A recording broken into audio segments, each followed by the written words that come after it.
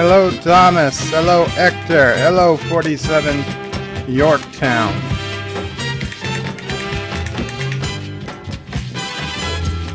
Hello, Thomas. Hello, Hector. Hello, 47. And now we'll fix that. We will pop out the chat. The chat has been popped. And it moved back to top chat. Son of a bitch. Okay, live chat. Live chat. Rock Solid is already spamming Dear Bob.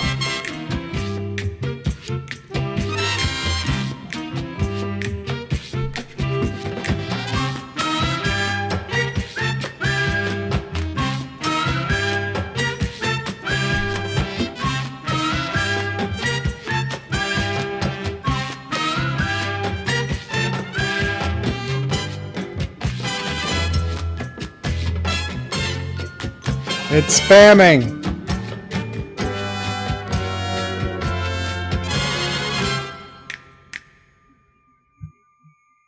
Qapla World, it's Birdo Prey 5. Hello, and welcome to BedLife for Monday, February 24th, 2020. And yeah, we got a little bit of a different cockpit thing going on here. A little different view screen. Adjusted the angles a little. No random picture of Sedona on the side. Things seem to fit a little bit better, I think. You guys let me know what you think. And Addy in stereo says first mother effers, but he's not first. He's not first. Welcome though, Addy. Welcome. Okay, let's start at the top. 47 Yorktown and Yosef, we're here early. Joseph says it's not a good Monday. 47 Yorktown says don't speak to him about the Mondays. Yes, today is Monday for you wage slaves out there that have to work for a living and keep the world moving. I'm kidding, of course. I wish I could be a wage slave. I really do. Actresses ain't no rest for the wicked, indeed. Thomas Potts was actual first. Welcome, Thomas. Hector says, hola. 47 Yorktown says, hello, young sir. And I know I said those all already, but we'll do them again. Number one, Sci-Fi says, Birdo Prey, hello, world. Oh, that's why I usually say hello, world. It's Birdo Prey 5, Qapla. Today I changed it to Qapla World. It's Birdo Prey 5, hello. I got my own tagline backwards. Alexander Brooks says, hello, guys. Welcome, Alexander. Josh Street says, it counts. The tip is in. Yes, I said that yesterday. If you were watching my Besiege stream, which is unlisted, but you can get it on my channel if you go to Live and Unlisted or the Besiege playlist. Quite fun. Besiege is always a fun game to listen to me play because they make me say all these crazy things. Mark Andy says, hi all. Welcome, Mark. Hail all. Hail, Mark Andy. Welcome. And there's Rock Solid with his Dear Bop messages. Cinnabon Bunny says hello. Welcome, Cinnabon. Carlo says hi. I hope you are well. Thank you, Carlo. The Continuum says Qapla. Everybody, Qapla, the Continuum. Welcome. JP says hello, Jello. Jello. I don't see any Jello. Sci-Fi Nation says greetings, Birdo Prey, Mamo Prey, Sassy O'Prey, and fellow nerds, and greetings, Sci-Fi Nation. And yes, I did get your tweet. And I will respond to you once this is over. Rock Solid says not spamming, reminding, and encouraging. Don't worry. Although Rock Solid, I did do a Dear Bop on the Birdo Prey 5X channel. Oh, it wasn't this past Friday. Was it this past Monday? Was it this past Friday? Can't have only been 4 days ago. Today is Monday, right? I don't know. I guess the last Dear Bop I did was on the Birdo Prey 5X channel. It feels like it's been a week. No, because the whole point was I did it after I put up the Picard review, which was Friday morning. Right. So it had to be Friday night's bed stream. I can't. Honestly, I swear to God, It feels like a week and a half has gone by since Friday BedLife. But apparently it has. 2 days ago. Yeah, 2 days. Only 2 days ago. Okay, so rock solid. In case you didn't know, the BedLife prior to this, I didn't do it on this channel on Friday. I did it on the Berto Pray 5X channel, which everybody should be subscribed to, please. If you're not, you can go to bertopray5.com and click the link to go to the Berto Pray 5X channel and subscribe. I put it on that channel because I had to for analytics reasons, because I had released my Picard review late and I didn't want to screw up by releasing another video so soon. So we did Dear Bops. There were quite a few Dear Bops that we did Friday night. Now they're all on the Berto Pray 5X channel. They're also in the live and unlisted playlist on my main channel, on this channel, if you want to go back to find it. And I don't know, Rock Solid, if you entered one of the Dear Bops, but there was one that was potentially either from you or about you. So if you haven't seen it, you might want to. Because I'll be honest, I checked Dear Bop this morning and we only had a handful. So there weren't a whole lot of Dear Bops, at least last time I checked. Where are we? Addy in Stereo says first, but he's not. Rock Solid says it's nothing to do with home. It has nothing to do with home. Dear Bops have nothing to do with home. Aberjam says McClunky. Number one sci-fi's Bird of Prey. I hope that you enjoyed my video that I posted yesterday. Well, if you mean the live stream that I was in, yes, it was good. We talked about what the 7 domes mean. I'm not going to give it away, because if anybody wants to know what the possible 7 domes represents, they need to watch number one sci-fi's video. And it is a live stream, and it is a long live stream, and I know Anti-Tricker complained that it was too long for him to watch during his lunch break, but if you watch the first 10 or 15 minutes, it's brought up quite early, so you don't have to watch the entire thing if you don't need to. And Doug Snyder just subscribed. Qapla Doug, if you're here, welcome, and if you're not, I hope to see you soon. Rock Solid says, did you ever realize that Spock was trying to meld with Leia,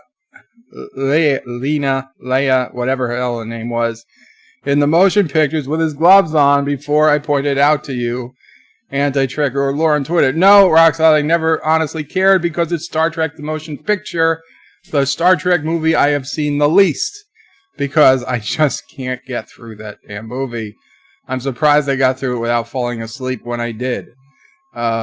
It's too long, and honestly, it's my least favorite. It is my least favorite Star Trek movie that isn't a JJ movie. Thomas Potts demands a recount of the deaths in Picard. Thomas, if you have a difference of opinion, I welcome you to make a challenge. Addy in Stereo says, I identify as first. Respect my identity. Not on this stream, bud. Not on this stream. Tubians is Bird of Prey, half Qapla and McClunky. Okay, half Qapla and McClunky to you. Tubian. Joseph says, hi, Joe. Mamo Prey, Sassy, and the flock. Thank you, Joseph. Mamo Prey says, same. JP's, JP. I think he just likes JP. He says, work is overrated. My work I quite liked, but I understand. Not everybody enjoys what they do, but that's why they call it work. Zabe Denton says, Qapla, Bird of Prey, and chat. Death to Karoga. No, you're on the wrong stream. If you want Death to Karoga, Zabe. Candace Green says, hey, Bird of Prey, and thanks for those images. You are very, very welcome. Candace needed some images from a Star Trek Picard comic. Josh Street says, Bird of Prey, shouldn't the Klingon bridge be behind you? And the view screen, if you're looking at it, that would be like the Defiant screen. Yeah, well, here's the problem. I can't do that. That would require a green screen, which granted we have, but it doesn't quite fit. And then Mamo Prey has to spend 15 minutes getting it set up before I stream. And that's 15 minutes I don't want to waste. And 15 minutes I don't want to waste the Mamo Prey's time to get it. And then even then, I don't have the lights set up, so the green screen looks like crap. So instead of being on the bridge, I'm on the view screen. So we'll take what we can get. Zabe says I read that. Mark Andy says Bird has Yoda fever. Begun this bed life has. Wow. JP says, damn, my feet smell. JP's? Why are you smelling your feet? Captain Trek says, greetings, Bird of Prey 5. Greetings, Captain Trek. Sci-Fi Nation says, Friday Bed Life was on the Bird of Prey 5 Action. It feels so long ago. I feel like a month has happened. I said a week, but it feels like a month since that has happened. Roxanne says, Dear Bop was streamed on 2/21. Yes, that was Friday. So, okay, you got it. Candace says, stop swearing. Was I swearing? Kronos says, Qapla, Joey O'Prey, Mom O'Prey, Nerds O'Prey, Sassy O'Prey, Besiege O'Prey, and Garfield O'Prey. What did I miss? Not much, Kronos. We're just starting. JP says, that's okay. We don't need Dear Bop. Well, Rock Solid would be very upset without it. Zabes is Bird of Prey. Time is a companion who goes with us on the journey and reminds us to cherish every moment because it will never come again. That's sad.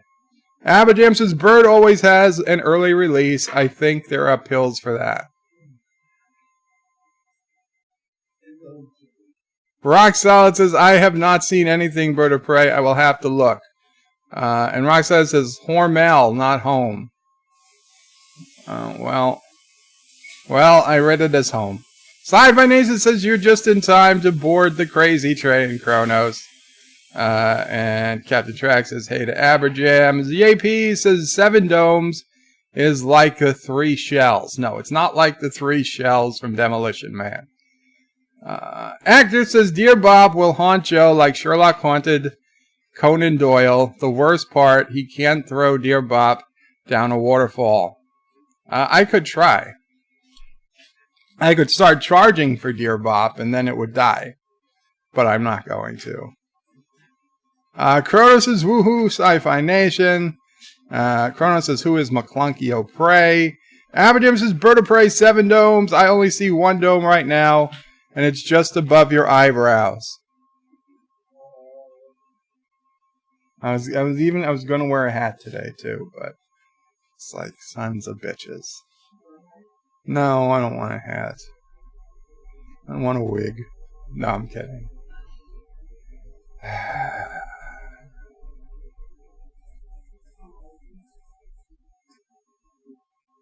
Some comments.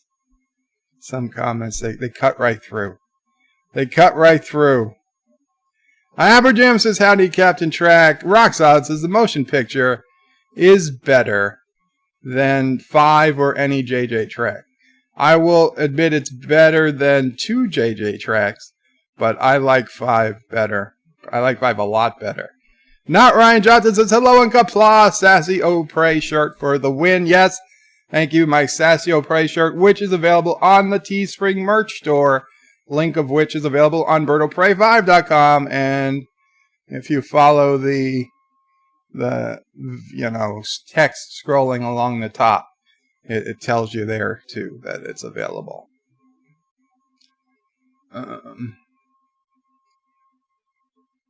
Kronos forgot to say hi to Spam O'Prey. Spam O'Prey is no longer amongst us.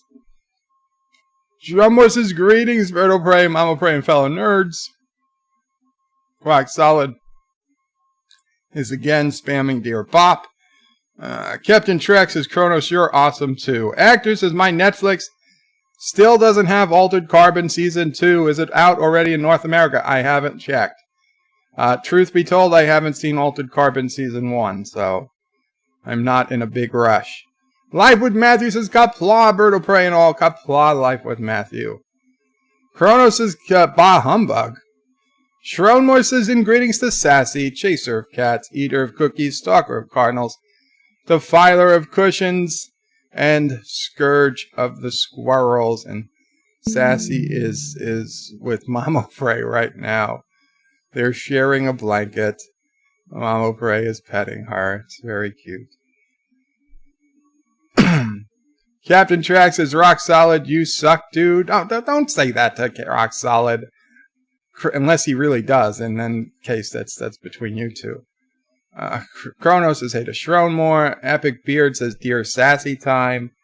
Sassy wouldn't answer as many questions as I do. She'd get bored. Rock Solid says, yeah, and, oh, jeez. Sci-Fi Nation says, the spam is strong with the rocks today. Indeed. Kronos says, hi, life. Captain Track says, rock solid, just stating a fact. Oh, man. Abadam says, bird of prey, any chance you could send some insecticide down to my cell? There are now maggots crawling on Matok's rotting corpse. Aberjam, you are not being held in Karoga. You have to ask Anti-Trekker for the insecticide. Actor says, when your feet really smell, you don't need to smell them to smell them. Wow. That sounds like a personal issue that should be addressed. Probably with a doctor. Kronos is bird of prey. You pointed to Garfield O'Prey on the wrong side. FYI. Sorry. Yeah, things are mirrored here. Rock Solid says, Captain Trek, kind of pointless to state the obvious. Captain Trek says, Rock Solid is full of spam or something else. Kronos says, bird of prey, I made a few grilled cheese and spam sandwiches last night. Very good. A few. But is it just for you? How many did you eat? I'm glad they were good. Captain Trek says, Rock Solid, you're just jelly. I can do that. Actor says, Aberjam, it's getting good enough to film it for Picard. What? Joe Lau says, morning bird. Morning all and bird. Good morning, Joe Lau. Good afternoon for most people here on the East Coast, but I suppose it's morning somewhere. Rock Solid says it's a chrome dome bird. Yeah, I get it. I get it. Kronos says sons of bitches. Joe Lau says put a bag on your head, bird. What? Bastards. Actor says he's beautiful. He has beautiful wigs. I do. JP says bird of prey. The reason I dislike Dear Bop is Frank and Freddy has traumatized me, and I'm looking for a possible class action suit at this time. JP, I will go into your class action suit. We need to get to the creator of the Frank and Freddy myth, Anti-Trekker. He must pay. He's going to have to pay for his insolence. And there is somebody walking in front of our house looking at the garbage. And it looks they were looking down the driveway. They kept walking. It's okay. You don't have to go out there, Mama Prey. They paused, they looked down the driveway, and they kept walking. I have my security cameras on the television in front of me. Right. Yeah, it wasn't. Andreas T says, nice t-shirt. Bop, thank you, Andreas. You can get it on BirdlePrey5.com if you're interested. The Sassy collection on my Teespring store. The Epic Beard says maybe Bird will wear a Mama Prey sheet mask next time. No, that we threw out. That was thrown out very quickly. Captain Trax says Bird of Prey. V sucks, but it's vastly... No. Star Trek 5 sucks, but it's vastly superior to JJ Trek. I don't think Star Trek 5 sucks. I think it's decent, and I think it is vastly superior to JJ Trek. Hector says, my beautiful... by beautiful, I mean like a tribble. Abadam says, Bird of Prey, I'm sorry about the dome comment. I didn't mean to upset you. Let me know your P.O. box, and I'll make it up to you by sending some chrome polish. Kronos says, wow, Kurogan merch. Congrats on full shillitude. Well, Kronos, I've had merch for months and months, so almost a year probably. Joe Lau says, beautiful, but it's bird stylish. Josh Street says, wet bird, you finally eat the spam O'Prey? You didn't eat it on stream? No, Mom O'Prey was worried, I think, and she tossed it. There's no more. There's no more sparrow prey. Even if I ordered fresh spam, it wouldn't be the same.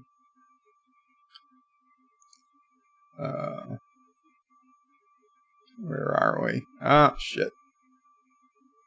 Oh, no. God damn it. The computer has frozen. I can't. No, I can't. I gotta figure out how to get back. Okay. Something is amiss. They can still hear me, I'm sure, because I can see, but I accidentally hit Alt-Tab, and now I cannot get into any of the existing windows. Let's hit Control-Alt, Control-Alt. Does that do something? No. Right now, I'm completely unable to see. I'm completely unable to see the comments because everything is so small. Let me see. The touchpad's not working. I mean, it's working, but nothing is clicking. Fuck, laser. Laser in my eye. No, damn it. Okay, Windows tab. There we go. We're halfway back. Son of it. Ever since I added this second screen, it's like there's more problems I've ever had with double screens than I've had. And there we go. We're back. Windows 10 does not. I mean, it seems like Windows XP or whatever I had, probably Windows 7, was much better with dual screens than Windows 10 is. It's just freaking. It's half a nightmare. Okay. Where were we?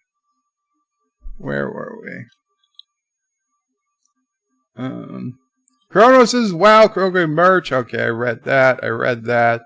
Carlos' Sunday. The wake for the spam will be epic. No. Rock Solid says, Life with Matthew. Did you see the contribution to Picard episode 5 from Saturday? Sci-Fi Nation says, Bird of Prey, feeling okay today, bud? Sounds kind of froggy and the voice speaks.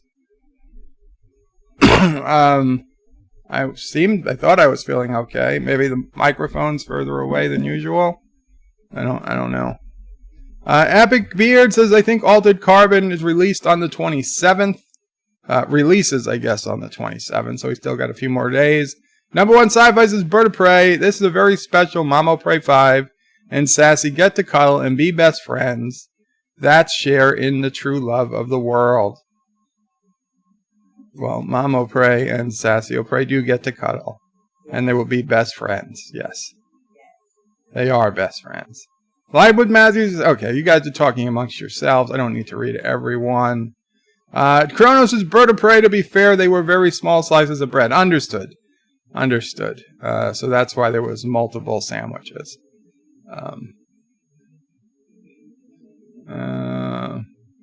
Avajam says, tush. What? Candace's Bird of Prey, the motion picture, suffered from rushing production, a television budget, and a last-minute cleanup job. Whatever it was, couldn't take it. Joe Lau, it's 6:30 a.m. for him. Wow, Joe. Well, definitely good morning. Rock Solid's Bird of Prey, the first person I heard talking about the beautiful relationship between Frank and Freddie was you. Well, then you missed Anti-Trick, or bring it up. Coronas is on the trash can, man. A plague is here. No, we didn't throw anything on the trash can, man. Stromore says, greetings to Captain Trek and Kronos. Thomas says, if you don't yell son of a bitch when Anti-Tricker did the Frank and Freddy, none of this would have happened. Well, I had to. It was a natural reaction. So ask me not to bleed if I get cut. Lightwood Matter says, rock solid, thanks. I got it pulled up in his tabs. Okay. JP says, damn it. He's out of what? And the chat jumped. He's out of coffin nails. Wow. Rock solid says, I never ever want to see Bird of Prey's sassy collection of clothing. It's actually very good. And Sebek 666 just subscribed. Sebek, if you're here, welcome. And if you're not here, I will. Good luck, I guess. Well, hopefully we'll see you soon. That's nice. That's nice to get 2 subscribers while I'm streaming. It always helps. Actress that doesn't recall who unearthed Frank and Freddie relationship, but Anti for sure embraced it like no other. Yeah. Roxodds is Bird of Prey. Use Bright Boy for chrome polish. It doesn't leave residue, and it's not as abrasive as Brasso. Wow. Joseph says, my 13-year-old beagle had today an unexpected, rather emergency eye surgery and is traumatized. Send her your barks. We will, Joseph. I'm very sorry to hear that. Sassy, Mama Pray. We will. Joseph's beagle had to have emergency eye surgery today. She needs Sassy's prayers. Sassy's barks. We're sending her Sassy's barks. JP says, I want a Bird of Prey mouse pad. I think you can get one on the Teespring store. Chrono says, rip Spamo Prey. Rock Solid is Control Alt Elite ×2. I don't think that's the right shortcut. Aberjam says, Bird broke the internet again. Beep bop. Aberjam says, no, we can't hear you. Of course you can hear me. Joe Lau says, light a fire on your laptop to warm it up. JP is saying Alt F4. You see, the problem was that the chat was minimized into a little square. It would have been impossible for me to read. Windows was showing me all the active windows on the system. Epic says, open some more tabs, Bird. That'll fix it. Cinnabon says, monster spam prey will rise from the landfill for revenge. Candace is a phaser set on high. Should fix it. And JP says, self-blinded with a laser. Lol. Honestly, it's the first time that ever happened. Like, I know this is a laser mouse, but I've always turned it on, and it never was aimed, like, right at my eye before. That was the first time. That was the first time it happens. Aberjam says F5, abort. Rock Solid says pep back, problem exists between chair and keyboard. Agner says Windows 10 is much better with 2 or more screens. Fact, well, not in my experience. Sci-Fi Nation says Bird of Prey, pro tip, don't point lasers in your eye. Dear bop. Zabe says Bird of Prey, Windows 10 is a Turtistani infiltration plot. You know, I always spoke up for Windows 10. I always enjoyed Windows 10. In fact, today I did an upgrade to Windows 10 that had been waiting in my, critical updates for a while. And now I've got dark mode. So in all my apps, including like File Explorer, it's all dark background, black background, which I really like. Because when I wake up in the morning and I open the laptop, to get that white, bright light shining in my eye, it's like, now I've got the dark background on almost everything, so I quite enjoy it. But for some reason, when like I try to Alt tab between apps or shit, nothing works right. I mean, it comes up, but like once in a while it gets stuck, like it did today.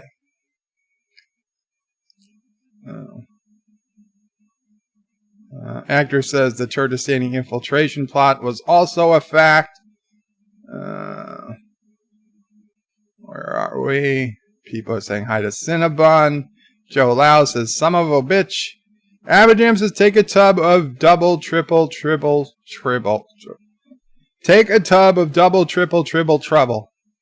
I don't even want to know. I don't even want to know. JP says, Bird of Prey, coffin nails are smokes for future reference. I was wondering why he would be upset that you were out of coffin nails, but thank you. That makes sense. Joe Lau says, bark, yes. Thomas Bott says, I want a Bird of Prey 5 anger squeeze thingy. I wish. A stress ball, says Kronos. Actors says, Bird of Prey, some channels have their merch displayed below every video. I think yours still doesn't have that yet. No, I need to get to 10,000 subscribers before that will ever happen. Captain Track says hello to Candace. Kronos says Bird of Prey. My eye. The other eye. I'm sorry. I aimed it at you guys. Did it blind somebody? Axonar Comics' greetings program. Qapla Axonar Comics. Welcome. Number one sci-fi is Bird of Prey. Once in a while, it gets stuck. More quotes. Kronos' Bird of Prey. My Chrome Dome is less chromy than your cue ball. Zabe says, welcome to Axonar Comics. JP says, not enough memories in the laptops. The Google Chrome eats memory. I have 64 gigabytes of memory in here. There's enough memory, but I got a hell of a lot of things open. That's right now. Well, whatever. And congrats, I caught up. Yes, I caught up, which means it's time to do Dear Bop. And I know people are like, Dear Bop, Dear Bop. Let's get Dear Bop out of the way so we can move on from there. There is, I've got some breaking Star Trek Picard news that I want to talk about today, so we'll do that right after Dear Bop. So let's see, let's get Dear Bop out, and of course we got like 10 more Dear Bops in the last hour. So let's see. Is that Dear Bop? It is. And of course I have to fix it because it's not. Why is it every time? There we go. Every time I switch that screen now, it doesn't save the fact of the window it's updated. Okay, so Dear Bops. Oh, we need to. Let me bring the chat up in case somebody has something big they want to say. Shrowmore says, before my dad died, I told him a quick way to burn a CD without a computer was to hold a blank CD to the album he wanted to copy and use a cigarette lighter to burn it. I hope that's not why your dad died. But that's very funny. That's very funny. Captain Trax is coming. Jesse did Bird of Prey, did what he always does. I didn't cheat. Joe Louse's Bird, we can change Dear Bop to Dear Miss Bop. You're too toxic as just Dear Bop. Well, there's no Miss Bop. If you want Dear Mop, you can put that in your title, and I will see. Like here it says Dear Bop. If it says Dear Mop, I will see if Mama Prey is available. I can't ever promise she will be, but we can try. Dear Bop, this isn't a letter asking for advice. Rather one to issue a complaint. Oh, Jesus. For some weeks now, many have been making jokes about sexual proclivities of Mr. Sinatra and Mr. Mercury, inferring that these two men were involved intimately. Not only is this untrue, but it tends to damage the integrity of both individuals, even though one of them was actually gay. Let me point out there is no evidence that these two individuals ever met another, let alone were involved intimately. I have never seen any humor about making jokes about someone's sexuality. In fact, it's wrong on so many levels. I totally agree. It is wrong on many levels, and it's not funny. So please, I don't know who made this complaint. It wasn't me, I promise you that. Although it's exactly what I would have said, probably, if I was the one making a complaint. So, there we go. We will, you know what, I will ignore. If Dear Bops have Frank and Freddie in them, I think I will try to just ignore them. Frank and Freddie mention is like an instant pass. Dear Bop, I was asked out by 6 ladies today. Which one should I accept? Fan. P.S. It happened as I accidentally entered the ladies' room. Go with the third one. The third lady's the best. That's always the best one to pick. Good luck, and yeah, you should probably use the ladies' room more often.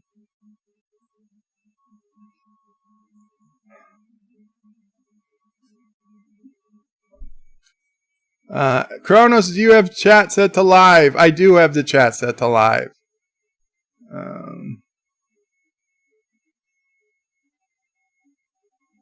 Sci-Fi Nation says, Dear Sop, Yosef's beagle had eye surgery today. Please throw your bark ships. How's their way? I already addressed that. Yes. Yosef's beagle. Dear Sassy O'Prey. Yes. See, she knows. And she is doing her doggy. She is sending her doggy vibes. Stromor says, Bird of Prey, no, that's not how he died. But if it hadn't stopped him from using the cigarette lighter to cope with his favorite album, to copy his favorite album, it's probably the reason that I would have died. If I hadn't stopped him from using the cigarette lighter to copy his favorite album, it's probably how he would have died. Well, I'm sorry to hear, but that does sound funny. Dear Bop, what if some of Super Sassy's superpowers? Signed, Curious, in Columbus, Ohio. Well, Super Sassy is, of course, not regular Sassy. Super Sassy is a unknown beagle superhero who comes around from time to time when Sassy happens to be out in the back or hiding under the couch or, locked in a bedroom and is somewhere I can't see her. But Super Sassy comes in wearing a mask and a cape, and she obviously has the power of flight, because we don't know how she even gets in the house. I suppose she can walk through doors and walls, because I don't know how she comes in or leaves. A telephone booth? She changes in a telephone booth? I don't think you're following the narrative here. Regular Sassy is hiding under the couch or in the backyard or something whenever Super Sassy shows up there. We don't think they're the same dog. What I'm saying is I don't know how Super Sassy comes in the house. We just see her sometimes wearing a mask and a cape. So she has power of flight, I assume. Power to walk through walls, I assume. She has the power of infinite barking, which if you haven't heard, you're lucky. It is a bark, and it's a howl and a bark combination that just bounces off of every surface, a house, a tree, the sidewalk, and it gets infinitely louder over time. She also has the superpower of super eating. She could eat anything in 3 seconds. No matter how much food you put in a bowl, 3 seconds, it's all gone. It's quite astonishing. Super eating power. And, of course, there's the super cuteness. She stands and she looks at you, and I'm thinking it's some kind of mind control, but it forces you to drop what you're doing and pet her. And or bring her food. I believe it's probably a similar power to the Hypnotoad. But yeah, that's Super Sassy. And then she'll leave as quickly as she comes. And then regular Sassy will probably, get not be scared, and she'll come back out from wherever she was hiding a few minutes later. And then the one power that both Super Sassy and regular Sassy share are, of course, the power of super eating, because Sassy will also eat whatever food in a bowl in just about 3 seconds, no matter how little or how much there is.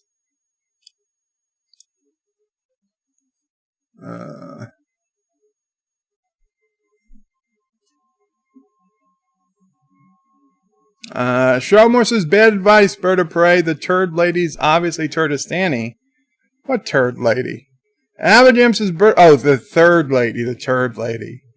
Oh, well. No, the turd lady is the last lady. She was in there the longest. Abajam says, Bird of Prey is asexual. Every time he watches porn, he shouts, hey, sexual. Asexual. I don't think that's how it works. Mike Richards says, greetings from Columbus, Ohio, Bird of Prey, and chat. My ears are burning. Wow, that's curious. Quite a curious condition. Cronus says, Bird of Prey, that's the Hypnotoad. Get it right. Hypnoturd. No, the Hypnotoad was first. Aberdam says, Bird of Prey, the power of putting himself to sleep. Wow. Wow. Number one, sci-fi, Bird of Prey, please don't let Sassy O'Prey get scared by Super Sassy. She doesn't deserve it with her great powers of love that need to continue to spread amongst the world. Yes. Well, all beagles spread love throughout the world. That's why they were put here by future Kurogans. Dear Bop, I have tried and tried again to work with Alexa. Cancel. Sadly, she continues to ignore me. I have been trying to set an alarm for 2 a.m. to watch my favorite show. I bet you can guess what show that is. Anyway, can you set an alarm for me? When you record this on your next live stream, I'll just replay the recording over next time I need to set the alarm. Hail Turdistan. Sassy? No, bullshit. This is not... Sassy would never ask this. This Sassy would never ask this, and Sassy is not Turdistani. So I was gonna help you out. I really was, but you know what? I'm a nice guy, so you know what? I will still help you out. There's a little trick I learned, even if you can't pronounce Alexa. Cancel. Cancel. Cancel. There's a secret word that actually activates her. Oh. Calypso. Set alarm for 2 a.m. And that should do it. Cancel. But yeah, don't play the cancel part. But that's not the real Sassy. No way. No how. Dear Bop, why do all alien species in Star Trek have pink tongues? Well, it's not the only thing that's pink. Let me tell you. You'd have to ask. I'm guessing it's because the progenitor race that seeded the galaxy, they all had pink tongues. Also, it's very hard to apply makeup to the tongue. So.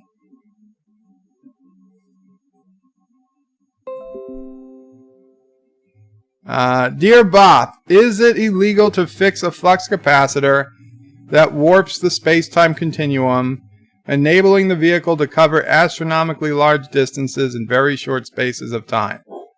Is it legal to fix a flux capacitor? Of course it's legal. What kind of question is that? Why wouldn't it be legal to play with a flux capacitor?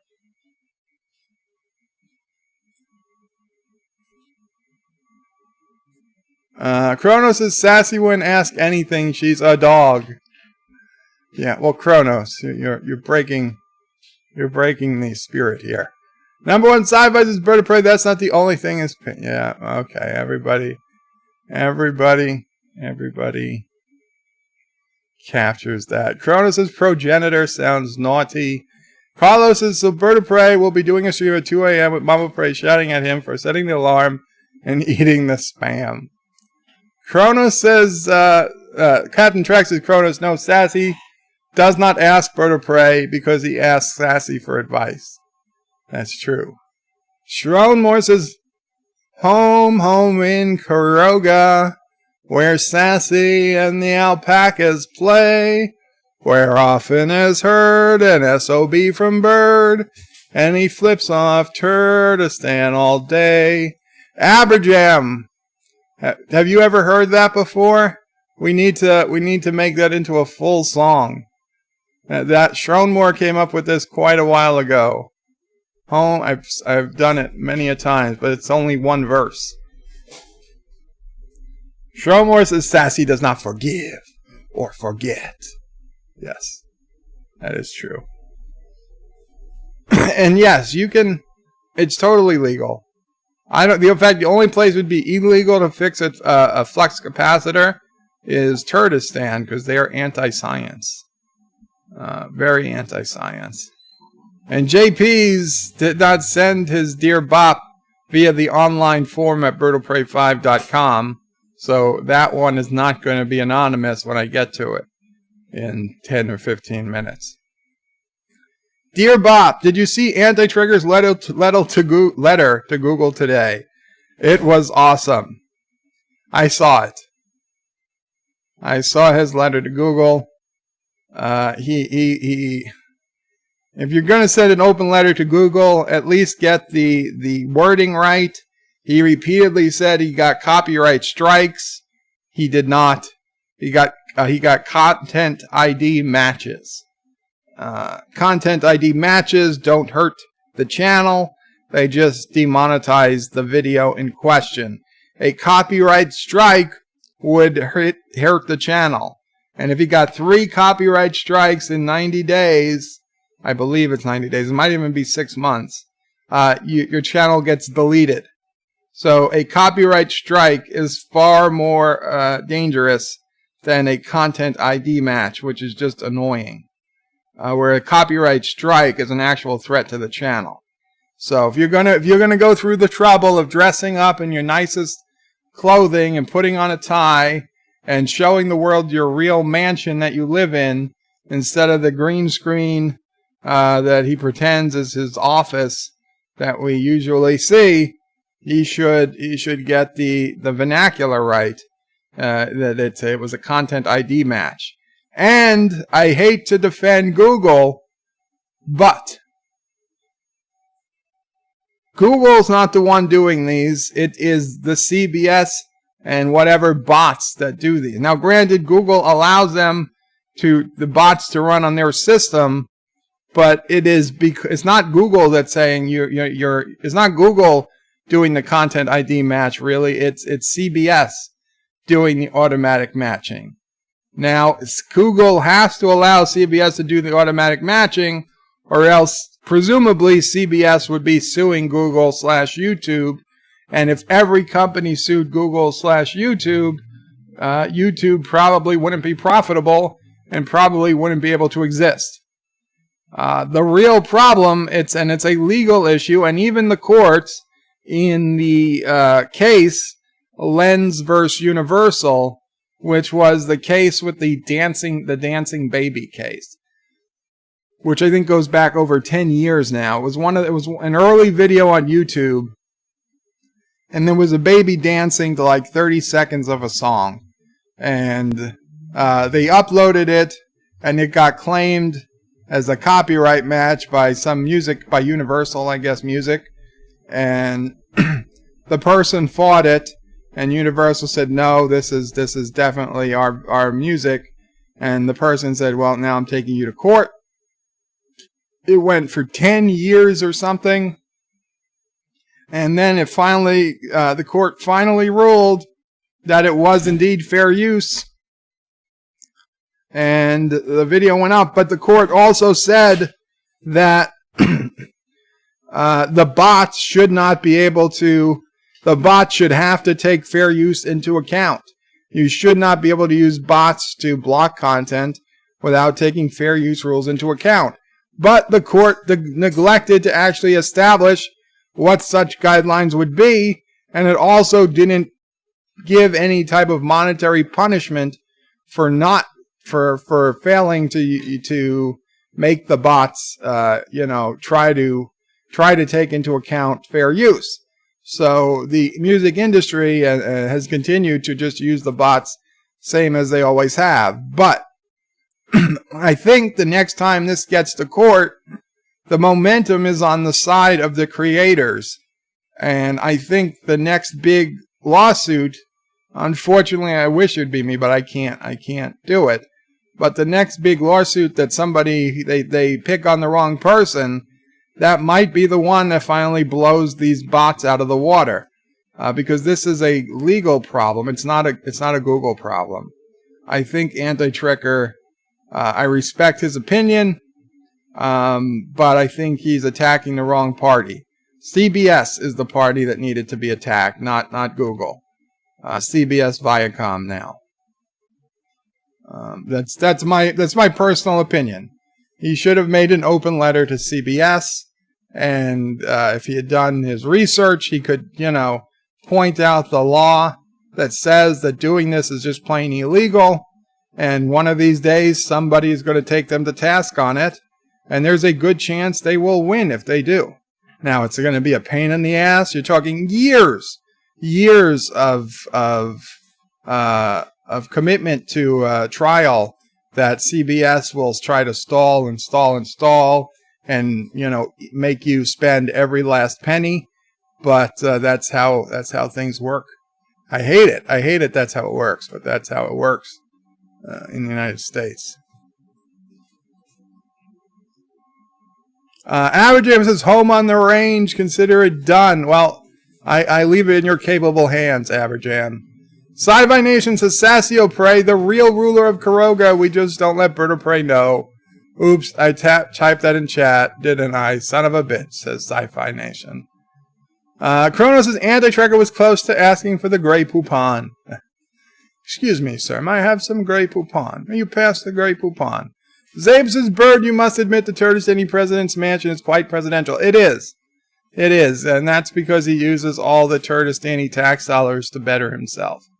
Number one sci-fi says, Bird of Prey. That was the baby dancing to I've Got a Feeling. Yes. Yes, it was. I forgot the name of the song. And Sci-Fi Nation says a rant, oh pray. JP says it's a valid rant. I'm glad it is. Sci-Fi says, I mean, hooked on a feeling. Okay, well, a feeling was in there, I believe. No, Zabe, no death to Karoga. Shrum was a bird of prey. Sargon just won a copyright case against another YouTuber who tried to sue him over copyright infringement. It might have consequences soon. Yes, I saw that. And that was what I was talking about too. So Sargon re-edited somebody's video. And even though he didn't put commentary into the video, just the way that he edited it made the person look stupid. And in my opinion, the person already looked pretty stupid to begin with. But the judge ruled that it was clear and obviously fair use.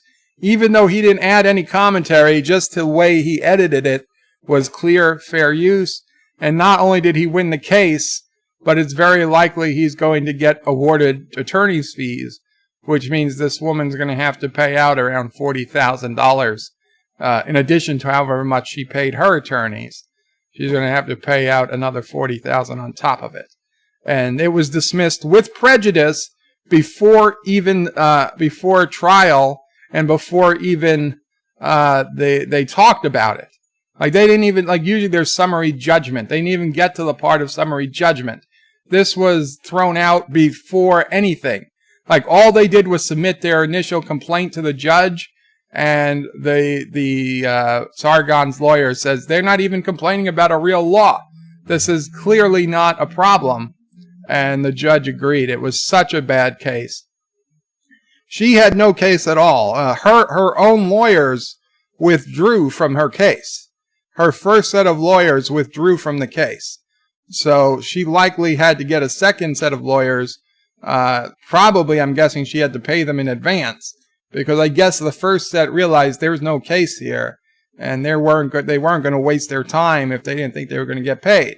So I guess she got a second lawyer. I'm guessing she had to actually pay the second lawyer up front, because any lawyer worth their weight would have realized she had no case. But still, it's not for the lawyer to decide. If the person is dead set on suing, the lawyer can advise them not to sue. But if they think they're going to, if they want to sue anyway, the lawyer can just do it, or they can leave the case. So this second lawyer obviously just listened to what she wanted to do, is my opinion, is all I can assume.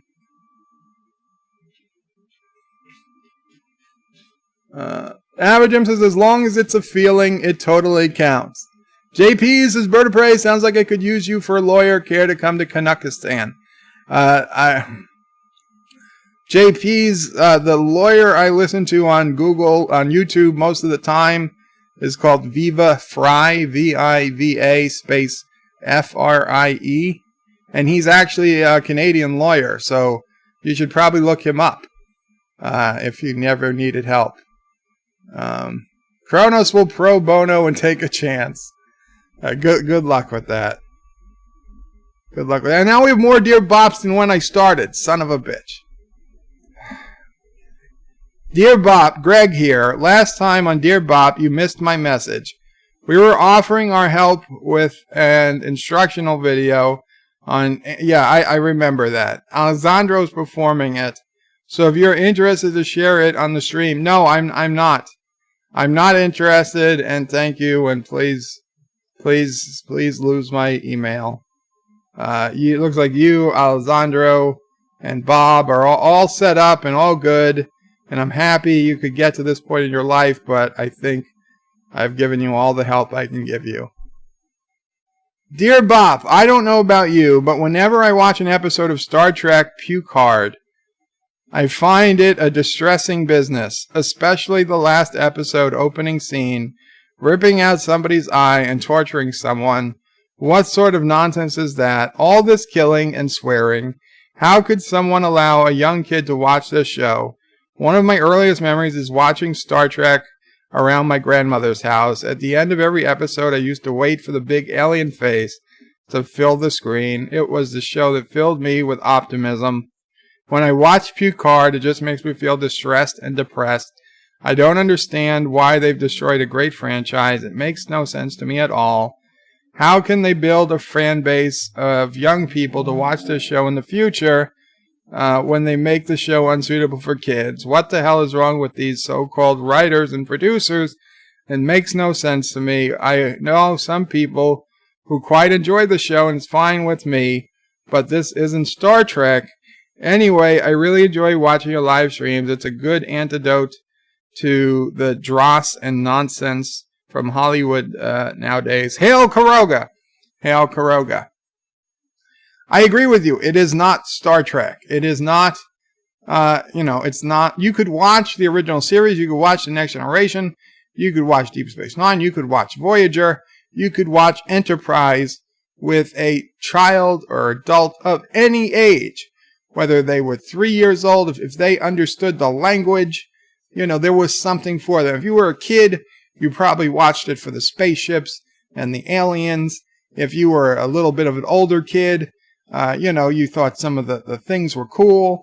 And you got older as an adult, you're like, oh, there's a story here. And you followed the story, you followed the characters. And even if people died, and even if people got shot, it was, it happened. It was over the course. Yes, people died. Ships blew up. There were accidents. The Borg cut pieces of ships apart. People did die. Wolf 359, the opening episode of Deep Space Nine, Sisko's wife dies, and they have to leave her behind on a burning starship. It's very sad, but we did not see gore. We did not see a smiling. Well, granted, she had a mask on for some reason, but a jovial woman that was taking pleasure in ripping apart Icheb, ripping apart Icheb, poor Icheb, piece by piece. Even though they have scanners that can scan every Borg piece in a person from 30 feet away, for some reason this woman couldn't figure out he had no cortical node in his head. He was just going to do exploratory surgery while he's alive and moving for reasons that are never explained. I mean, even if you're an asshole, right? Even if you only want the Borg parts, you could just kill the guy and take the Borg parts. It's probably easier for you to not have him squeaming around. I mean, this has to be a real crazy person to want to do this to a living Borg. Also, as Doomcock points out, what the hell? Why do people care about Borg parts? Just take one Borg part and replicate it. Why a Borg part's not replicatable? I mean, we've never had any reason to think that the Borg parts can't be replicated, although I guess in Voyager, again with the cortical node, they didn't replicate Icheb's, but 20 years later, they should be able to replicate Borg parts if they're that. And I don't understand what's the use. What are people putting Borg parts in their bodies to become superhuman? I mean, that doesn't make any sense. So much of this makes no sense. It is not Star Trek. That said, I will be honest. Me and Malo Prey, we watch it. It keeps our interest. But I agree, it's not Star Trek. And I hate, even though I enjoy episode per episode, I hate the bigger picture. I hate what it's doing to Star Trek, the franchise, because this is not furthering our franchise. If anything, this is making it worse. I don't. Why are they doing this? I will be honest. Nerdrotic found the tweet of a lady, and I forget her name, but he opens quite a few of his videos with this tweet. And she's a writer. I believe it's for Doctor Who or something. She's a writer. She's not a writer for Star Trek, but she's a writer for some sci-fi. And her tweet was that basically everything they do is to bring down Western culture. Because to her, Western culture is the patriarchy. And like she's literally rewriting characters, and she makes no qualm. She doesn't hide it. She rewrites characters with female leads and changes genders and makes men subordinate to women. And this is why Picard gets every episode Picard gets talked down to by a different woman, because they are literally think that they want to bring down Western civilization. They want to break the patriarchy, which they think is the cause of all the world's problems. And they think they are doing, and they don't think they're doing God's work, because I'm sure they don't believe in God, but they think they're doing, Mother Earth a service by attacking men, making men appear weak, and ruining all the strong men that we've ever come to know. They think they're doing, they think they're furthering their cause. And they might be. They very well might be. I know as a 40-something-year-old, I already have a pretty strong, I've been indoctrinated, okay? I know when they're doing it, when they're not. I can deal with it, but I already grew up. I already saw the so-called the patriarchy. I know it has its good parts, it has its bad parts, but I'm never gonna say we should tear it all apart. But there are people out there, literally people in Hollywood, people writing on these shows, that their entire point of living, the entire reason they go into their jobs all day, is to take down the patriarchy, in which they AKA call Western civilization. And they will not be happy until, literally, women rule the earth. Literally, women rule the earth. They think that will stop all the problems in the world. They honestly believe that. Which is sad.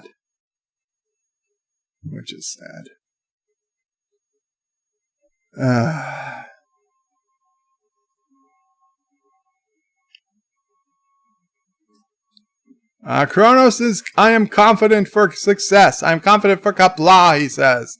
Okay, good for you, Kronos. Although it's not pro bono. Pro bono means you're doing it for free. You're doing it, you're going to represent yourself, I would assume. Kronos says, Bird of Prey, I knew watching all those years of Law and Order were going to come in handy one day. Yeah, so you're gonna self-represent. Sci-Fi Nation says, Bird of Prey may be more efficient, but not as fun. Aberjam says, does anyone else know that Egypt spelled backwards is bitchy? It's not exactly bitchy, no. And there's no Y. And there's no T. So, you're close. But not exactly. Kennewick Sapien says, Trek writers justified the death penalty. And personally, I have no problem with that, but the other parts. Zabes is well said about the violence and gore. Thank you. Carlos says, Bird of Prey, I enjoyed your body count video. However, you could have added all the people we saw die in the Mars attack. I think I saw how many were killed. Well, if I added them in, the body count would have been 97,000 plus. So I had to draw a line somewhere. Viva Caroga, says Abijam. No, that's not the lawyer, though that would be a good lawyer. JP says, Bird of Prey, harvest Borg parts to get the nanoprobes. See, if they wanted the nanoprobes, that would make a hell of a lot more sense. But then they should be draining the blood of the Borg, not ripping out their parts. Okay, honestly, I would have preferred they were going after Borg blood to get to the nanoprobes. And if you had a whole bunch of Borg who weren't dead, but were being like, in some sort of stasis with lines coming off of them to literally harvest their blood. And like they're almost kept in like the Matrix, just so that you could get Borg nanoprobes. That would make a lot more sense than selling Borg parts. Epic Beard, I'll agree to disagree to disagree. See? I do not. And Kenwick says that was the She-Hulk writer. Yes, it was. Thank you. Zabes is Bird of Prey. Do you think this is what Tarantino track would have looked like? Or would have been more fun? You know what, Zabe? I thought about that. I brought it up. I said, is this a Tarantino track? Was this a preview of what Tarantino track would have looked like? I think it probably would have looked like this, but I think there would have been more like a fun, upbeat song playing over it. And then I think the Justice or the 7 of 9 scene would have been like more immediate and not 30 minutes later. Joe Lau says Picard as Star Trek score 3 out of 10. As sci-fi, it scores 7 out of 10 to him. That's a fair score, Joe Lau. Wesley says Bird of Prey, damn it, I miss all the Dear Bops. Oh, there's still more Dear Bops to come. In fact, probably more Dear Bops to come than I've done already. Wesley says Bird of Prey, Dear Bop, find me a better job. Oh, Wes, what are your interests? JP says Bird of Prey, without the strong men, North America would be speaking German or Russian. Yes. Although if all those men were out, North America would still be Native American, I guess is what they really want. Carlos says Bird of Prey, women do control the earth, at least in the West. If a guy wants a BJ, he better keep her happy and do what she wants. Ask Clinton. It was like that before he got caught. Carlos is Bird of Prey. If I had a Borg hip replacement, I'm sure it'll be better than a normal hip replacement. Or an advanced eye would help improve criminal activities. But Carlo, literally, they had better eyes. Geordi had better eyesight than any human. They could do that without Borg tech. If anybody wanted Geordi eyes, they could get them. I mean, it would be stupid. They would need to go to a doctor who was, unethical. But there was nothing physically stopping them. The technology existed for 30 plus years by the time Picard comes out, at least. I mean, Geordi's had his eyes probably his whole life, his visor. And then he got the better eyes by the time the movies came around. So, yeah, I mean, that technology already exists. It's not Borg tech. You don't need Borg tech to get more advanced eyes. Kronos says, what kind of accent was that? It was the Russian accent, Kronos. Piano Dean says, Bird of Prey, I think they will eventually destroy the patriarchy, and then a situation will arise where they need a strong man, and there will be none left, and they will still blame all the men. Piano Dean, if the patriarchy survives the coronavirus, then they will still probably destroy it. You're right. Sci-Fi Nation says it's pro bono, like pro bono. That is not what it's like. That's not what it's like. Uncle Remus says only one more season of Better Call Saul left. Next season should have a lot of Breaking Bad crossover. Dean Norris is on this season. Cool. I just said yes. My Mama Pray and I watched the first episode of Better Call Saul this morning. The first episode of the third season this morning, and honestly, I thought this season was off to a kind of a slow, sucky start. I think it was the worst first episode of a season so far. I hope it gets better. I'm assuming it gets better.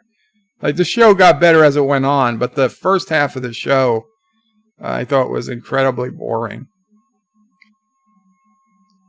Anyway, thank you. Hail Koroga. I think I answered your question, right? Let's go back. Yes, we talked about Picard. Dear Bop, it counts. The tip is in. The tip is in, but it won't go in. Signed, Berto Prey 5. I did say that. There's something to that effect. And it does count. I don't care what she says. Dear Bop, they keep asking me to wear a slave layer bikini, and I keep telling them Karoga no. What the hell's Karoga no? But I really want to hear it. The only thing I would have to lose... But I really want to wear it. The only thing I would have to lose... Weight. Signed, Rainbow Unicorn, formerly known as the Pink Bunny. P.S. I found your home movie of the Jeep ride where you took Lore in drag. Okay, well, there was no such movie because that never happened. They're asking me to wear a slave layer bikini. And I keep telling them Karoga no. I don't know what Karoga no means. I mean, is that a way of saying yes? I don't know what you're getting at. The only person I've heard that's been asked to wear a slave layer costume, and it looks like we just got another subscriber. That might have been the Bird of Prey 5X channel, though. The only person I've heard that's been asked to wear the slave layer costume is Anti-Trekker. But if they're asking the Pink Bunny to do it, yeah, I would say no to. I would say no to, DJ. I mean, Rainbow Unicorn, formerly known as the Pink Bunny. Even if you lose the weight, don't wear slave layer. Get a girl to wear it, then they'll be happy. Dear Sassy, can you use your human's Alexa in order to order me dog treats made in Karoga? Signed, want to leave Turtistan. Oh, it's Auntie. We'd have to put Anti-Trekker's address into our Amazon, and then I guess. But the problem is, even if I order it, I still have to pay for it. We need Anti-Trekker's credit card, so he pays for Auntie's treats. Dear Bop, I'm afraid the coronavirus is going to get out of control in the United States, as it seems to be spreading more and more countries. Should I be worried? What can I do to protect myself and my family? What if the virus gets out of control and wipes out 80% of the world population? Are you worried? What is your escape plan? Well, the mortality rate seems to be around 2 to 10%. Now, 10% is like an absolute worst case fatality mortality rate. And even 2% is probably high, because there are probably thousands and thousands of people who got sick but not sick enough to go to a hospital, and so they never actually got tested, and so nobody knew they actually ever had the virus. So they don't. The only way they got the 2% mortality rate is because people who got tested and they came back positive, and then they're saying that out of all those people who tested positive, only 2% of those people died. So that means all the people who didn't get sick enough to even get tested don't count in the mortality rate, which means the actual mortality rate is probably less. However, then there's the conspiracy theorists who say that China is withholding numbers of death and the actual mortality rate is closer to 10%. So even if we took the 10% number as true, and it spread to the entire world, which would be would be incredibly awful. It would be the most awful thing that's ever happened in human history. Okay, at least since the whatever caused us to get down to just 10,000 people. In hard numbers, it would be the biggest kill-off ever the Earth has ever seen. We would lose 600 plus million human beings, I assume, over the course of a year or so. I mean, the entire economy would change. There wouldn't be enough places to bury the dead. It would be traumatic, horrible experience. But 90% of the Earth should still survive. Things would change. Yeah, we'd probably stop doing as much trade from other countries. We'd probably stop bringing food in from other countries as much as we do. But here in the United States, we have the capacity to produce all the food we need. We have that capacity. We have the capacity to produce all the oil we need, even though it's annoying and it would be expensive, but we could do it. So the United States, doesn't have a terrible... The only thing the United States has to fear is the wrong people getting elected and deciding to just, shut down. And by shut down, I mean just, dissolve our borders and let everybody in from anywhere in the world. And then people coming from, unfortunately, much harder hit countries will come in and spread the virus even more. But in all likelihood, in the United States, even if we get hit hard, we should be okay. Europe, even if they get hit hard, they should be okay. The ones that are going to be the worst hit are the so-called third world nations, that they don't have a lot to rely on. They rely on trade. They rely on people coming to help them. They rely on this, and nobody's going to want to be going to these places if they think they're going to get sick and die. And that said, I do think that it's being blown out of proportion. Also, though, just in case, like we've stopped ordering from certain places food, and Mama Pray double checks where some of the things we order come from, and if it's coming from a certain country that has a very, very, very, very high number of infections, we try to skip it. Mama Pray threw out an entire pack of straws. She had ordered a pack of extra large straws, like for milkshakes, and she didn't realize it was being shipped directly from one of these countries that has an extremely high number of cases. And once she came in the mail and she saw the postmark that it was from this country with an extremely number high of cases, and she told me what it was, we both agreed she might as well just throw it right into the trash. Still in the envelope, didn't even open it, directly into the trash, because she would never feel comfortable using any of those straws anyway. So that was it, and it's gone. And now we're not ordering anything from that country, for as long as we can until this blows over, whenever that might be. Food. Local meat. Food. Mom's trying to get into local food, local meat, local produce when possible. Check the companies. Yeah, check the companies from stuff you buy. Even the food companies. Right. Unfortunately, one of the laws passed in the last years of Obama's presidency allowed chicken to be a United States raised chicken to be sent to China to be processed and then shipped back to the United States without them having to label the chicken as having ever entered China. So there's things like that are going to be problems. But many of the websites of the big companies. Right, but many yes. Right. So if you check the companies that are making the chicken, the ones that don't do that specifically state on their website that their chicken never leaves the United States. So, I mean, not that it's binding in court, but I would take that over, no-name chicken. Okay, but I don't cook chicken. Yeah, but Mama Pray doesn't cook chicken anyway, so. It's scary. It is. Mama Pray is very scared by it. I'm kind of, I kind of think it's a little, I mean, I love Tim Pool. I love his videos, but like every other video he's putting out is about the coronavirus is going to kill us all, and I think it's probably a little overblown. Corona says you write to yourself. I do not write to myself.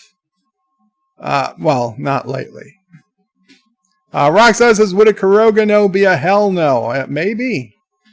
Wesley says, bird of prey, I don't know why, but I'm stressed today. I just want a day off. When are your days off, Wes? Corona says, I tells ya, the stand is upon us. The stand? Turtistan? I don't know. The stand, he says. Kronos says, what are the odds of successfully navigating an asteroid field? You don't want to know. You don't want to know, Kronos. Mike Richards said coronavirus equal Captain Trips. Oh, crap. I don't know. And Aberjam gave the odds 3,726 to 1.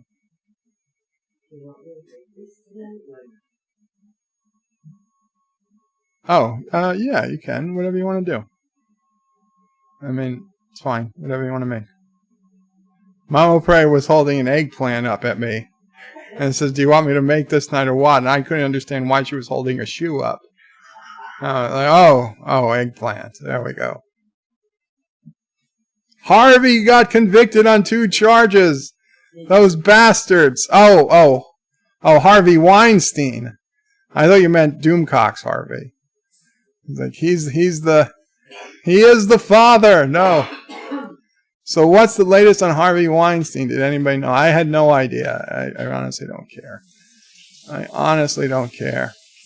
Ms. Lundell says outstanding. His ass needs to go to jail. But Mr. Lundell, didn't you see him in his walker?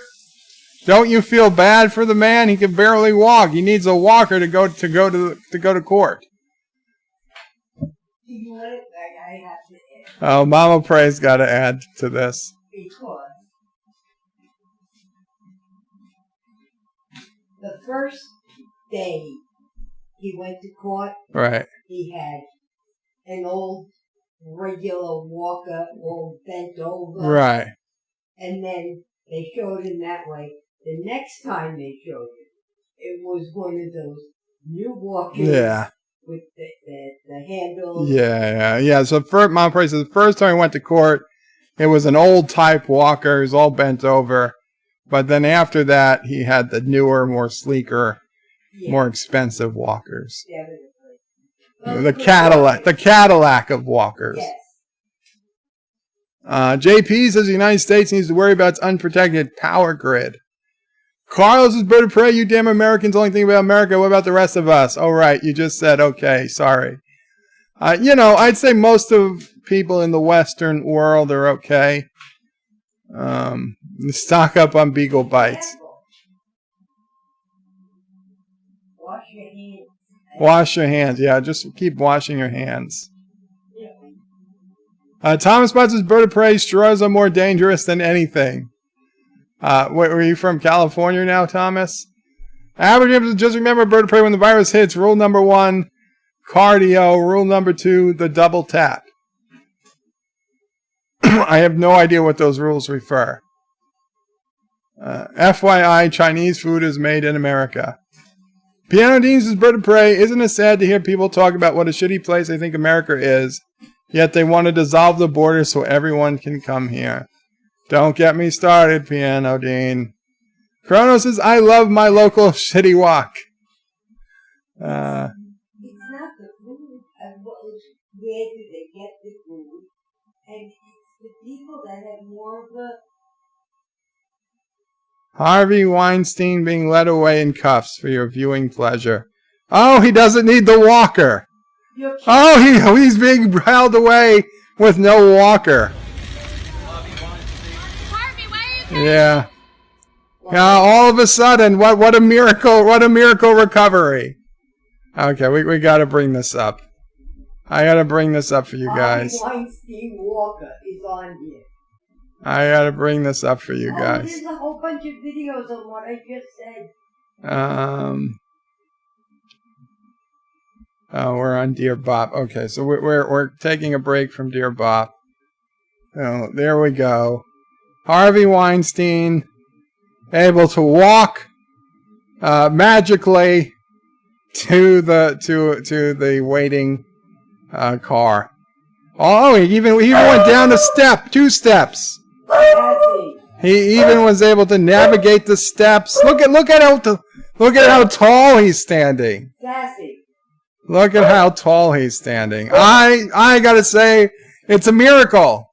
God blessed Harvey Weinstein, and he gave him back the power to walk unassisted. Perhaps Harvey Weinstein is a prophet of some sort. No? The kind of person that effing makes all disabled people look worse.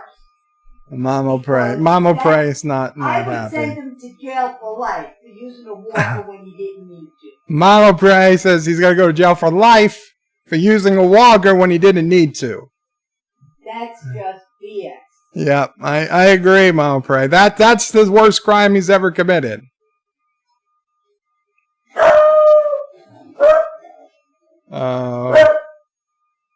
Okay, Harvey. Well, have fun. Have fun in the joint. You're lucky it's not a Kurogan prison.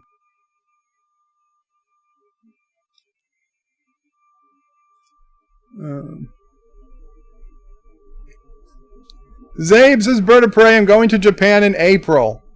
Specifically to the western city closest to the mainland. Should I cancel my ticket? Yes. Yes, you probably should, Zabe. Chrono says, aren't you your own chicken? I don't eat myself, if that's the question. Chrono says, Bird of Prey, The Stand is a Stephen King novel about a killer virus. Oh. I don't know that. If you want to talk about a killer virus, talk about... oh, shit. Are we... Oh, I have to change the... I have to change the... back to Dear Bob. Back to Dear Bob. There we go.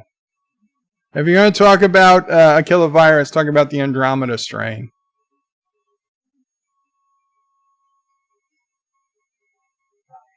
Wesley, take a mental health day. Yes. And you know what, guys? I'm going to put on commercials for a minute because I need a minute. We'll be back to Dear Bop right after these messages. The Computer Factory wants you to get the competitive edge with the Apple rebate sale. Purchase a qualifying Apple system now and get cash back. Buy the Apple IIgs for only $549 after Apple rebate, or the Apple IIc for only $549 after rebate, or the powerful Macintosh Plus for only $1,449 after Apple rebate. Hurry in to your nearest Computer Factory store for their lowest prices of the year on Apple. Plenty of stock on hand at all Computer Factory locations. When that sun breaks out, lift up your head and shout, it's gonna be a great day. Kellogg's waits for you, that spirit comes shining through, promising you a great day. How could you think of starting this bright new morning without your K-double-L?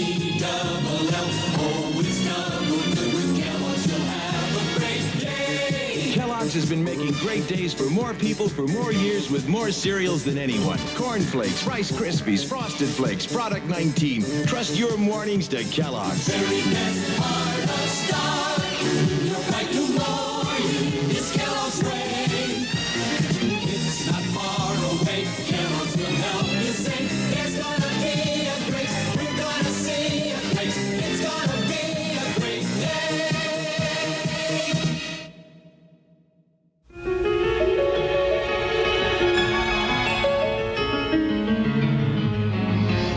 Break free and feel. Feel how splendid you are with the fragrance created by Gloria Vanderbilt.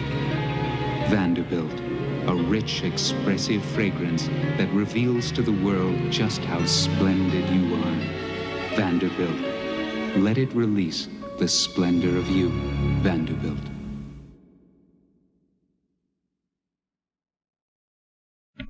Vanderbilt. Okay, we're back. Uncle Remus says Bird doesn't read books. That's sadly mostly true.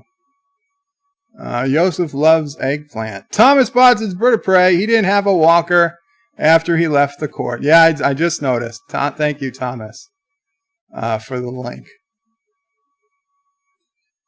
Kronos says Bird of Prey Imperial walkers are the best. It's Mr. Londell says Bird of Prey Weinstein needs a walker like Anti-Trigger needs another hole in his head. Aberjam says, you haven't seen Zombieland, Bird of Prey? Philistine. No, I have not. I have not. Wesley Crusher says, Bird of Prey, God, please bless Bird with being able to walk. Thank you, Wes. Cronus the J, Mamo Prey, even Sassy is pissed. Sassy wants Chinese food, says Uncle Remus.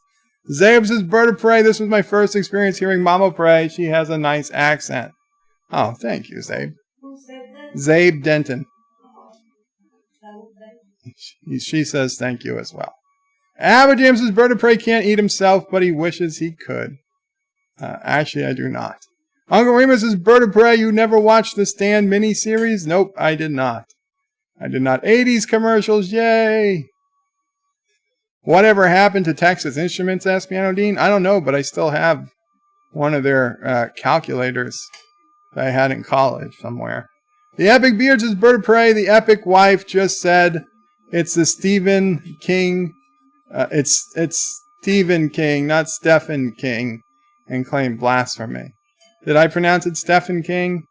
I do that a lot. Aberjam says, my brain is seeing Bird Chat 3 right now. Agner says, bird. What?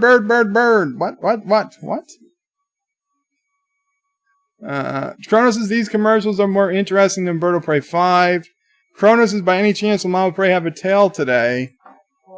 She didn't. She's making dinner. Probably not, Kronos. Kronos says, Bird of Prey, please say City Walk one more time. City Walk. City Walk. Oh, you mean Shitty Walk? Oh, you're mad because Mama Prey doesn't have a tail. You never know. Tails might pop up. We'll see. Yeah, so the coronavirus, I think it's a little out of hand, but yeah, you want to be safe. Dear Kuroga, we have your back if the turds attack. Signed, the Supreme Leader of I. Well, I will take it. Wait, what the hell is this? Oh, I've got the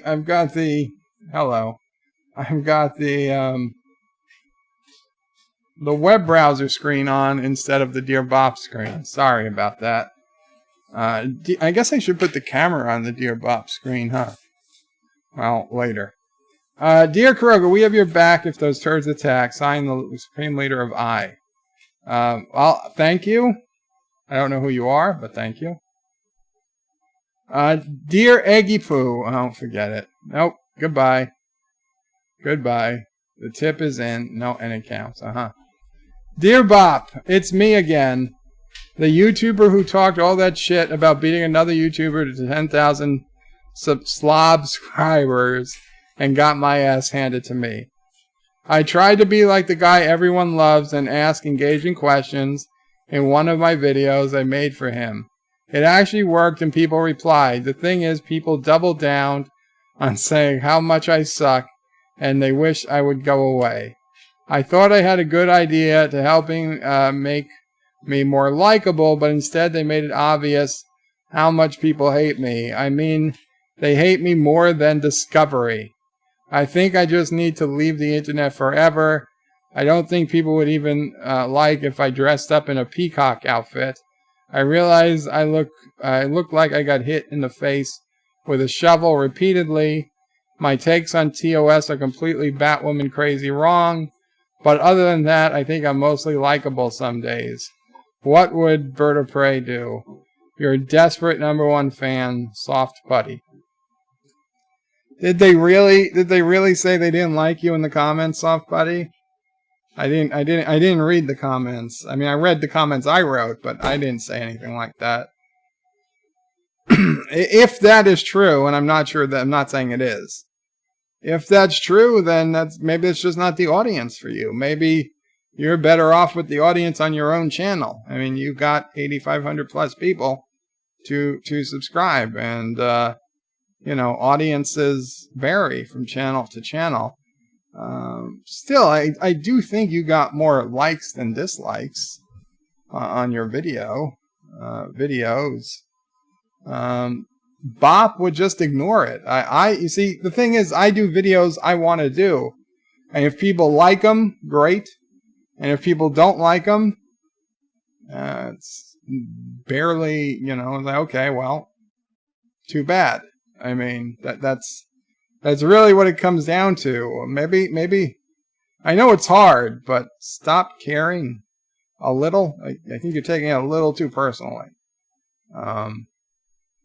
You make the videos, the people will come. I mean, it seemed like your audience, if you're the person I think you are, it seemed like your audience was mostly into like retro gaming.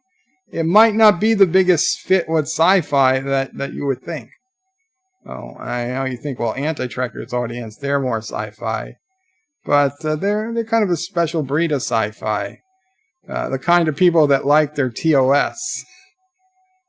So I could see how being anti-TOS could possibly be biasing some of the people who comment.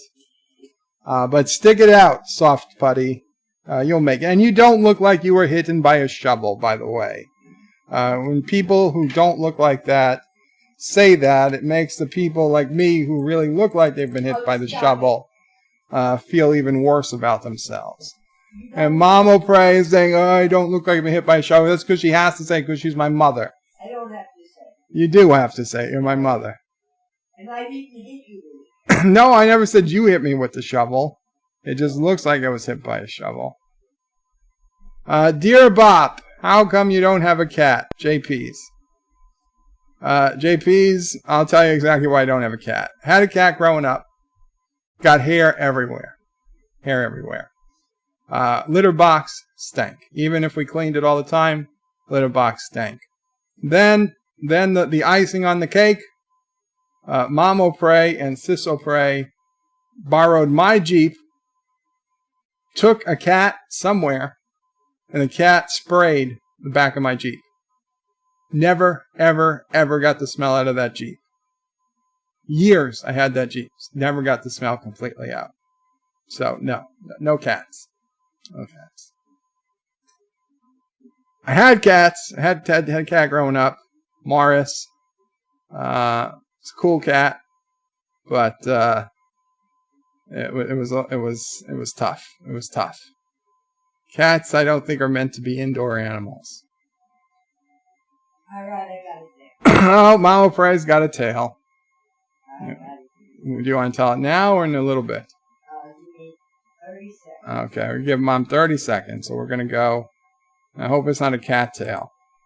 Yeah, it is. It's a cat tail. Dear Bop, I heard that dogs can't look up. Is that true? Or does Sassy get blinded by the shine every time she looks up at your chrome dome? Sassy definitely looks up because today we have what's called the Sassy tax. And when I eat my lunch, I have to save a little morsel of bread for Sassy and give it to her as the Sassy tax. And I forgot to today, and the bread was on the plate that Mama Prey brought back into the kitchen, and Sassy was looking at me, and she was looking up at me from the floor, and she wouldn't move. I'm like, Sassy, it's in the kitchen. I don't have it. Mama Prey's got it. Blah, blah, blah. And Sassy wouldn't move. Like, this dog is always moving or asleep, but she was up looking at me from the floor. She didn't move for over 5 minutes.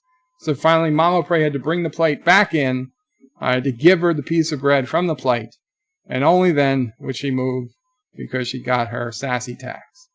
So yes, dogs can definitely look up if they want to. And no, she didn't get blinded from the chrome dome, probably because we keep the lights off that are directly above me, just so that, there's no harsh shadows. Zabe says, looks like someone hit him repeatedly in the kneecaps with a shovel. Joseph says, did you see this tweet? Laughed hard. I did not. That's it. Let's see. I'm going to look at another tweet. Hopefully it's not. Yes, go to site.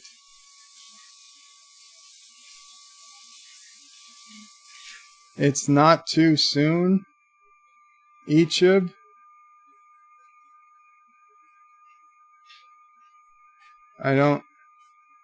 Ichib Cheb. Ichib Cheb, it's not too soon.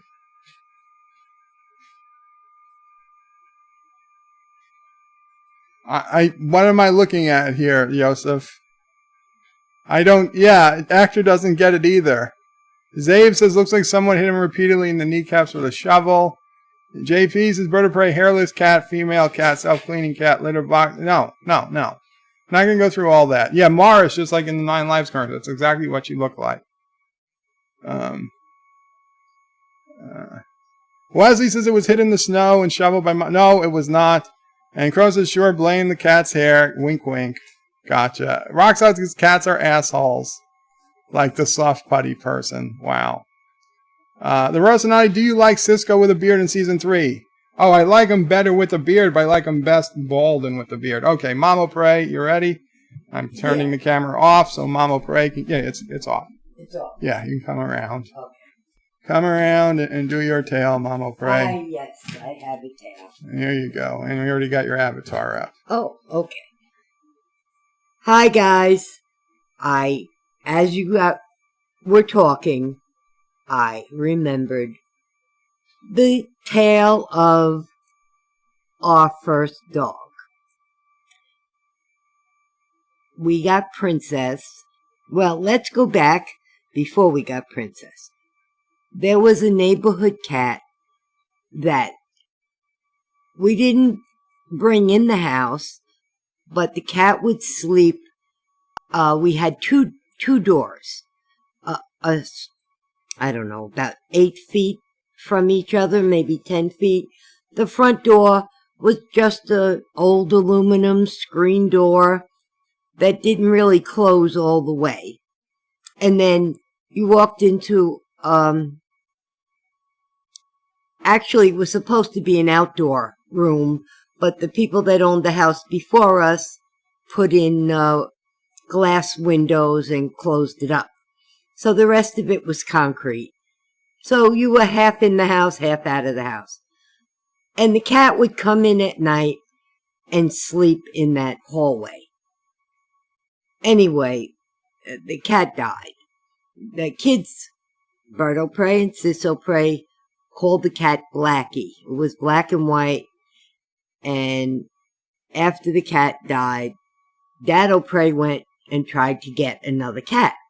He went to the ASPCA, and I think Bird told this story already, that at that time there were no cell phones or anything, and Dad O'Prey couldn't remember anybody's phone number. He went trying to surprise us with a new cat, and they wanted information from him, and he showed his license, and that was all he had. Well, can you call someone to verify your identity? So he wanted to be a surprise, but he called the house anyway. Well, I went out, Berto Prey and Ciso Prey, and we went shopping because we had no idea what he was doing. So nobody answered. The only other phone number he remembered was his mother's, and nobody was home there. So they wouldn't give him the cat.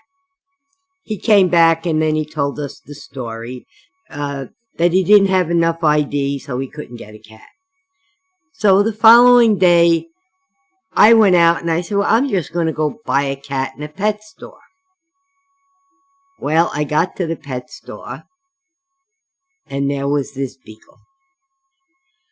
And this beagle was yelping and yelping and yelping.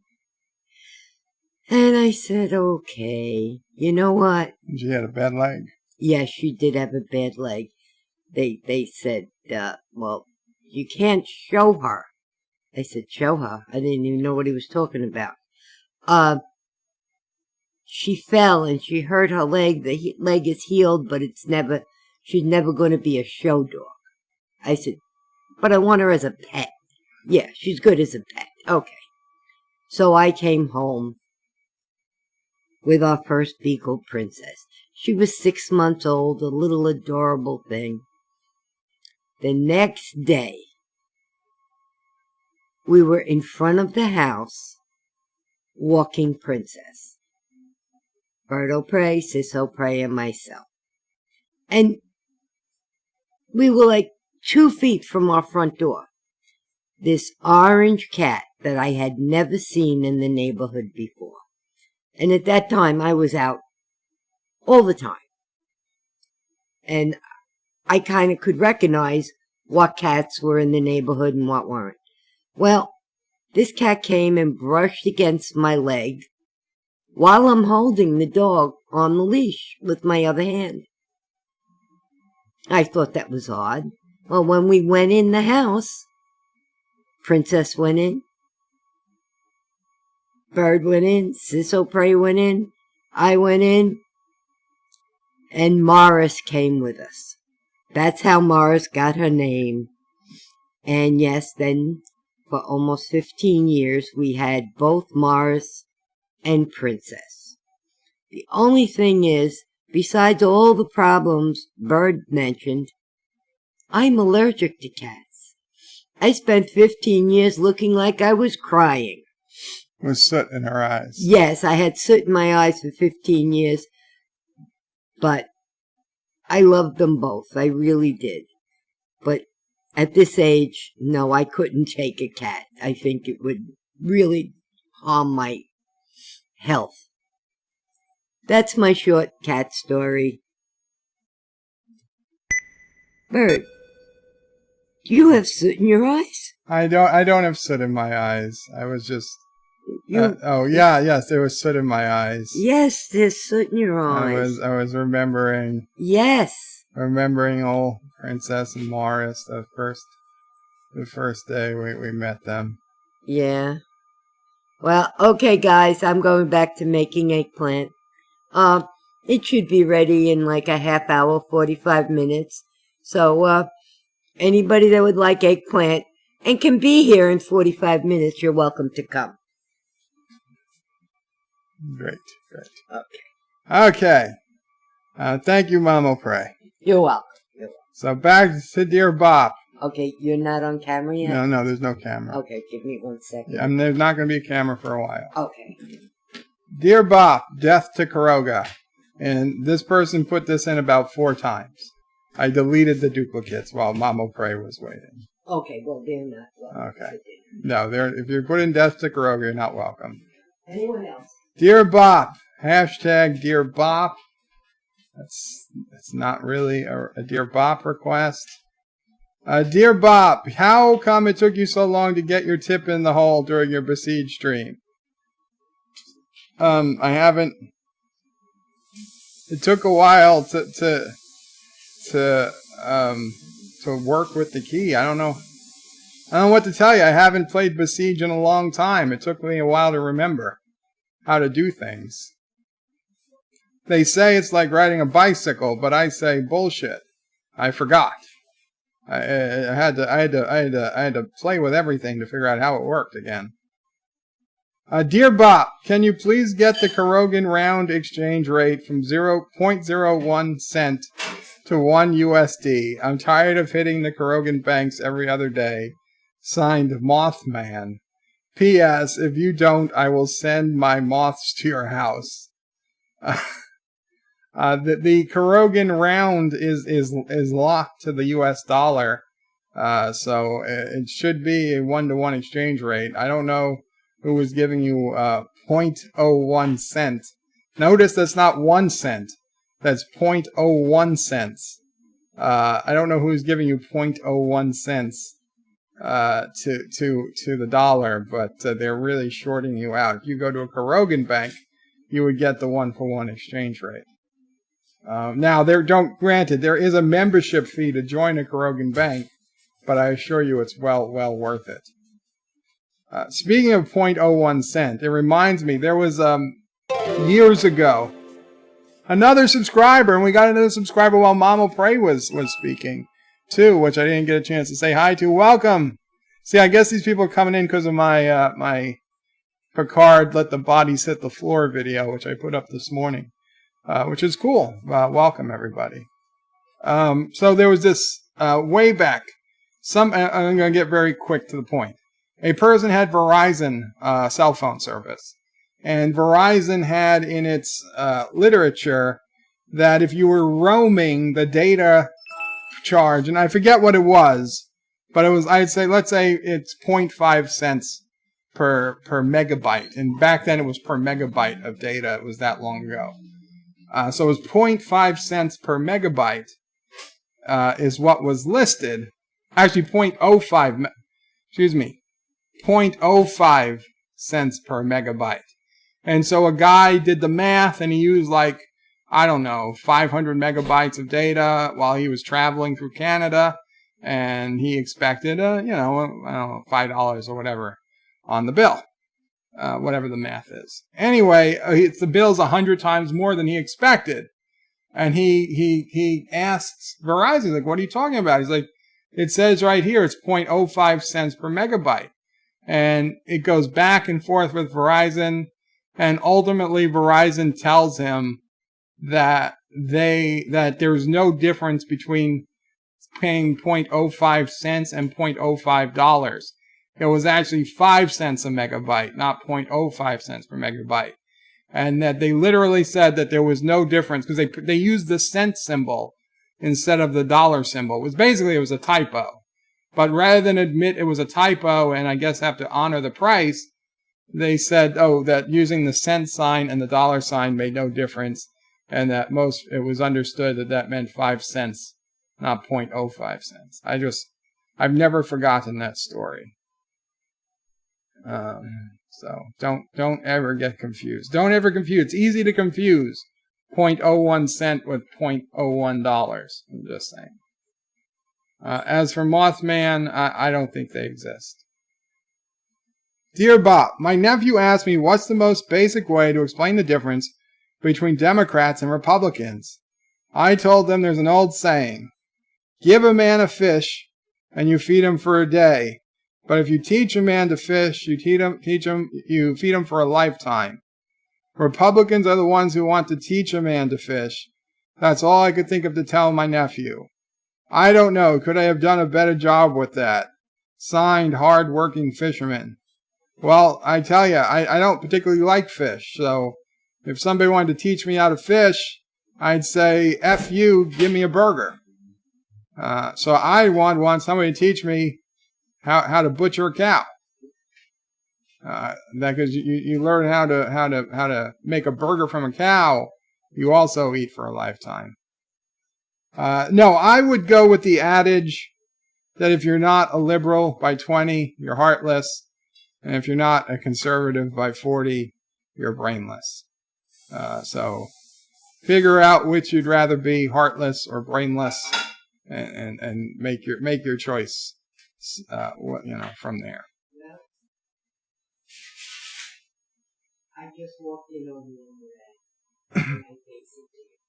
Well, Mama Pray agrees. She was very liberal at 20. And at 68, I don't want to tell you what I am. And at 68, not so much. No. By 40, I wasn't. By 40, she wasn't so much. By now, She says she can't even tell you. Oh boy. Well, we know because they all saw your mask. Well, no, I'm not that. Not that much. No, okay. but I am going to say something. Okay. That I hope don't get me wiped off. Yeah, it's not gonna get me wiped off YouTube. Come and talk. Come on, Mama Pray. There's no camera. No camera? No camera. All right. I'm back again, guys. I guess I really don't want to cook. But anyway, all kidding aside, growing up, okay, I was born in 1951. I went through the Vietnam War years. I went through Martin Luther King March.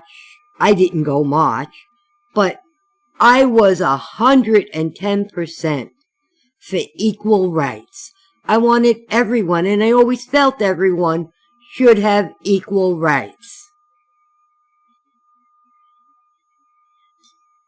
And I was very liberal. Then, unfortunately, and I'm going to say this, and I hope Bird don't lose viewers for it, affirmative action came into place. My mother-in-law worked for a company that's still in business, a large corporation, and They had to give 3 separate entrance tests then. Aptitude tests. Before that, they had 1 test. You came in, nobody looked at what you looked like. Nobody cared the color of your skin, your heritage, anything. You took an aptitude test, and if you, I guess, passed it for the job you were applying for, you got the job. Well, now they had numbers. They had to hire so many people of one race, so many people of one heritage, so many people of one gender. The only people that they did not have to hire anymore were white males. That's not equal rights. And it's never been equal since then. And it's so many years later, I still believe in equal rights. But now I'll be fighting the balance, the scale was tipped. Pendulum. Well, equal, whatever this is. Okay, that's a scale. A scale. All right. Was tipped to one side, needed to be straightened. But, wow, it went way beyond straightened and equal. It has tipped so much the other way that I am disillusioned with everything. And I don't take it out on anybody. I don't hate anybody. I will still fight for equal rights. But what happened to them? Nothing's equal anymore. Sorry, guys. That's my 68-year-old mind letting it out. Have a safe ride to work, Thomas. Thank you, Mama Pray. And that was the end of the Dear Bops for today. So, no, it's not the end of everything, Mama Pray. Everybody loves you. So let me read some comments, and then we will get to the Picard news I wanted to bring up. Let's bring the comments back over here, so it looks like I'm actually looking at the camera at least a little bit. So yeah, Cisco, I liked him with the beard and with the bald head, but I liked him better with the beard and the hair than with just the hair. The beard helped. The Rocinante says, Bird of Prey, that being said, I just watched DS9, Season 3, Episode 24, Shakar. It's one of my favorite DS9 episodes. What do you think of it? I believe that is the episode where Kira has Kira's resistance cell comes back because they're being killed one by one, and they find out it's her own voice saying it in a message. That's one. That's 2. Yeah, that was a pretty powerful episode. Unfortunately, if I remember, I think just about everybody dies in the resistance cell but her. I liked it. The default answer for a DS9 episode, unless it's Move Along Home, is I liked it. Some I really liked. Some I loved. Shikar, I think I liked. I don't remember it being exceptionally good, but I liked it for sure. Shromore says, you give away her jerky, Bird of Prey, then you forget her snack. Sassy will not forgive or forget. And 3 puppy dog faces. Wow. Sci-Fi Nation says hi to Mama Prey. And now the chat jumped. It really jumped. There we go. Joseph says, Bird of Prey, it's Cheb without the eye. Yes, okay. So I get it now. I Cheb because he's got an eye, and then Cheb because he doesn't have the eye. So there's no I in iCheb anymore. Icheb. So I get it. I'll be honest. It needed some explanation. Yeah, it's better. It's better than it was. I messed up. My bad. My bad. I messed up. But yeah, there's no I. It's like what do you call a fish with no eyes? Because there's no I in the fish. Same logic. Average Jim says Egypt without the I. Yes, I get it. I get it. Thank you, guys. Rasanate says that's an amazing cat who would do something like that. And she outlived the dog. And yeah, we had her quite a long time. And then she left and she died outside. Shromore says, Andrew Hayes, thank you for subscribing to Bird of Prey 5. Hawes, thank you for subscribing to Bird of Prey 5. Welcome to Asylum. You don't really have to be crazy, but it helps. Indeed. And Kronos says now he has soot in his eyes. Yes. Rock Solid says Bird of Prey. I'm also highly allergic to cats. Your tolerance should build up after about 2 weeks. Well, Mama Prey didn't. Mr. Captain says Qapla, Mr. Captain 93. Sci-Fi Nation says Mama Prey is making this submergence for dinner. Oh, the aubergine for dinner? Son of a bitch. I don't know what that means. Is that another word for eggplant? Rasanade says, I want eggplant. Could be there in 45 minutes. I live in Rahway, New Jersey. Ha ha ha. Well, I guess if you want to be put on the list. Carlos is Bird of Prey. That's a lovely picture of you and your family. And thanks, Mama Prey, for the story. Sending hugs if you want them. We'll always take some hugs, Carlo. Mama Prey always takes hugs. Wesley Crutches is Bird of Prey. Tell Mama Prey I want her to come over for dinner. But Wesley, you're in California. I don't think Mama Prey wants to sit on a 6-hour plane flight. Unless it's really good dinner. But she appreciates the invitation. But since I haven't been further than a block from the house. Yeah. She hasn't really been further than a block from the house in a while. Rock Solid says I had to play with it to figure out how it worked again. Yeah, that was my quote. That was my quote. JP's is Bird of Prey. Do you guys have a backyard and a barbecue? I'm going to sneak over there, the border, and cook you guys some steak and mashed potatoes with gravies, mushrooms, and onions. That sounds delicious. And yes, I do have a yard with a grill, barbecue grill. But the train goes by about every 15 minutes. So it's not the place you want to spend a summer day hanging out in the backyard. But it exists, and Mama Prey does make use of the grill in the warmer months. Although it is hooked up. I mean, on a decent day, we could always turn it on. Aberjam says the new subs came in case you weren't one. Yes, I did look.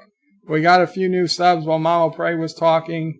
It's very, very cool. Either somebody's speaking about me on some other channel, or the bodies hit the floor video is really hitting it big about now, which is cool in either case. So I'm closing in on 2,000, guys. I mean, we're still a couple hundred away at least, but I'm closing in on 2,000.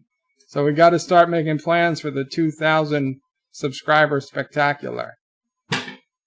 The Rosanati says, I bet you have over 100,000 subs by 2021. Don't forget us, little people. Rosanate, there is no way in hell I'm getting 100,000 subs by 2021. But if I do, I promise not to forget you, Rosanate. Hell, it took me so long to learn how to pronounce the name. I'll never forget. $250 says highway ripoffs at Sci-Fi Nation. Who's charging you $250 and for what? You're not a prisoner in a bat cave. Sly T-Bird says he built his prisoner a bat cave. Okay. Kronos is more. Are you okay? Yeah. Kronos' Mothmen are a myth. What's going on, Mama Prey? The The egg? oil The oil is splattering. That's not good. No, That's not good at all. no, Is it bad oil? no. It probably had some water in the pan. Oh, water in the I pan. rinsed the pan out. I probably She forgot to maybe dry the pan. Actor was rebooting Bird of Prey babbling sound. I don't know. I don't know what you're talking about. Sci-Fi Nation, did you hear Kronos? Bird of Prey said you don't exist. Typical Bird of Prey response. JP says Bird of Prey butchering cows is a lot of work. Howard says Bird of Prey wants someone to teach him how to just... No, I did not say that. I did not say that. Kronos was happy at more tails. Shromor says the advantage of being heartless, Bird of Prey, is you never have to worry about cholesterol. Yes. Thomas Bud says, Bird of Prey, I'm heading to work. Have a good night. Have a good ride, Thomas. John Street says, 2 Mama Prey stories in his dream. Who did Bird kill to make that happen? Nobody. Kronos says, equality is buried deep within the minds of a Kuroga. Everybody is equal in the minds of Kuroga, that's for sure. Carlos says, Mama Prey says it how it is. Equal rights mean the same chance for everyone. Best person for the job. Not, oh, sorry, we have too many of one type of people. Please keep giving us your wisdom, Bird of Prey. I assume he means Mama Prey as well, since that was Mama Prey. Sci-Fi Nation says, Bird of Prey, sing Alamarain. Alamarain, count to 4. Alamarain, then 3 more. Alamarain, something you can see. Alamarain, come with me. Aberjam says, Bird of Prey, yes. Aubergine is an eggplant. Aubergine is an eggplant. I had no idea. Sci-Fi Nation, Bird of Prey, Axonar Comics was here. Trey is probably promoting you somewhere, but very cool. Thank you, Trey and Axonar Comics. Skronos is Bird of Prey. I hope you are freeing the orphan miners on your 2,000 sub spectacular. No, we're going to need more miners for this spectacular. Aberdam says Bird of Prey naked lap dance from Bird at 2,000 subs. No. Kronos is yelling red alert. Yeah, well, I was worried too. Actor says Bird of Prey, you will get 2K in a heartbeat if you use your head tribbles. Oh, so if I put the wigs on, I'll get more subscribers. Rambling Canuck says hello, Bird of Prey, and all welcome, Rambling Canuck. And Aberjam says McClunky. Okay, so let's go to, I wanted to show, we've got some exclusive photos from the next episode of Star Trek Picard. And by we, meaning StarTrek.com. StarTrek.com has the exclusive photos. But I found it on a Twitter, on the Twitter box. So there we go. First look at Star Trek Picard, The Impossible Box, which is the title for the 6th episode. That is child Soji. Okay, so these are the pictures. We got Rios here. I mean, really? That you have to get through the entire Federation Starfleet logo before it expands. So we got Rios. I mean, he's just driving the ship. It doesn't look like he's doing anything special. We've got, it looks like Rafi talking to, I guess, the emergency psychiatric hologram. Actually, it's the EMH. He's probably asking about her psychiatric emergency, if I had to guess. We got a shot of the bridge here. We got Rafi, Rios, Elnor, and Girardi. So either they don't know Girardi killed Maddox yet. I wonder if they ever find out that Girardi kills Maddox. It's not looking good. It's probably like she's covering it up. We got a picture of Rafi that I don't know why I'm expanding, because we know what Rafi looks like already. And what do we got here? Rafi talking to, I think that's the hologram again. It might be a different hologram, or is that, I don't know if that's Rios or a hologram. I guess this is Rafi's room. It's got like a mirror, so that's how we can tell it's her room. Or is this a bathroom? It looks like hand soap. Is she on the toilet? No, I don't think so. I don't think so. It's possible. And he's tucking her into bed, I think. So they have pillows. They've got pillows. She's got a bottle. I'm sure she's clean. She's got a bottle of alcohol right next to her bed. Of course she's still clean. That looks like Rios. Ah, we're back to the cube. So I guess we are going to have pictures of the cube. We've got Narek and Soji. And Narek has his eyes on Soji. He's got precious little time to get into Soji's mind before his sister's going to come and just start cutting Soji up. Oh, and there's an old guy. I forget his name, but I think he has something to do with this show. Yeah, he's got more hair than me. And what we got? Oh, another. Looks like Soji's about to make out with Narek some more. Okay. The way to her brain is through her tongue. He figured it out. And we got Elnor and Girardi. Be careful, Elnor. She's killed more people than you have. Or at least the same number of people as you have. Probably more. We got quite a few pictures. We got Picard, Rios, and Elnor. And we got one more picture, and this is child Soji. I'm assuming it's Soji. It could be Daj, as she goes to see her father. And there's actually, if you look for it, there's a whole preview of baby. I keep saying baby, but she's child. She's like, I don't know, 4 or 5 years old. Kid, she's walking down the hallway carrying a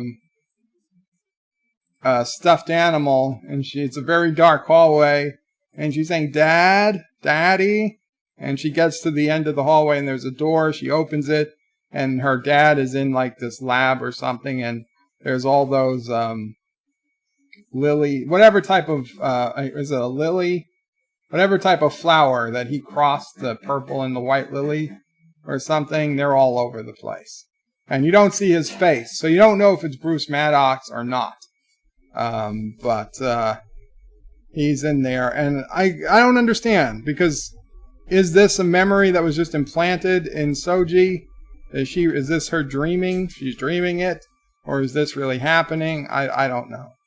Anyway, the preview, the text for it is In the Impossible Box, written by Nick Zayas and directed by Maha Virillo. Picard and crew track Soji to the Borg cube in Romulan space, resurfacing haunting memories for Picard. Meanwhile, Narek believes he finally found a way to safely exploit Soji for information. Nothing about Riker and Troy in this. Picard, episode 6, IMDb. Everything I said to her that was Riker and Troy was supposed to be in this episode. Let's see what IMDb has as the cast. Okay, no, they don't have Riker in here. They have you, a Romulan guard, Kestra. I think Kestra is the sister. I think that's Narek's sister. That was the one name. She was the one name in here I could never remember. Yeah, so they do not have Riker and Troy down as being in episode 6. So I don't know if that was just a rumor or mistake, or what. But they've got to be in it at some point. They've got to be in it at some point. Okay, let's get back to the comments. Where were we?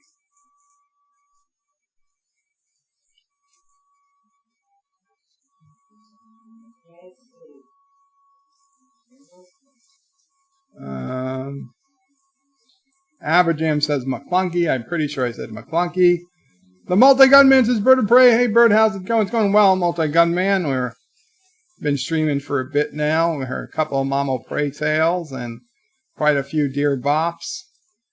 Carlos says Bird of Prey. I hate working nights, but I thank you and Mamo Prey for keeping me company and putting me through the night. Make work enjoyable again. Oh, very cool, Carlo. Mr. Londell says Bird of Prey. Looking at the stills of the show, the aesthetics suck. We'll see. We'll see. KenoXO, another episode with one plot point in 40 minutes. I think there's going to be multiple plot points. In episode 6, they go to Karoga. I wish. Average says Picard episode 6, the boredom continues. I'll be honest, I really am not bored with the show. I can tell you, I can understand people who say it's not Star Trek, and I agree. It is not Star Trek. But I would not say I wouldn't say I'm bored. I wouldn't say it's boring. Let's see.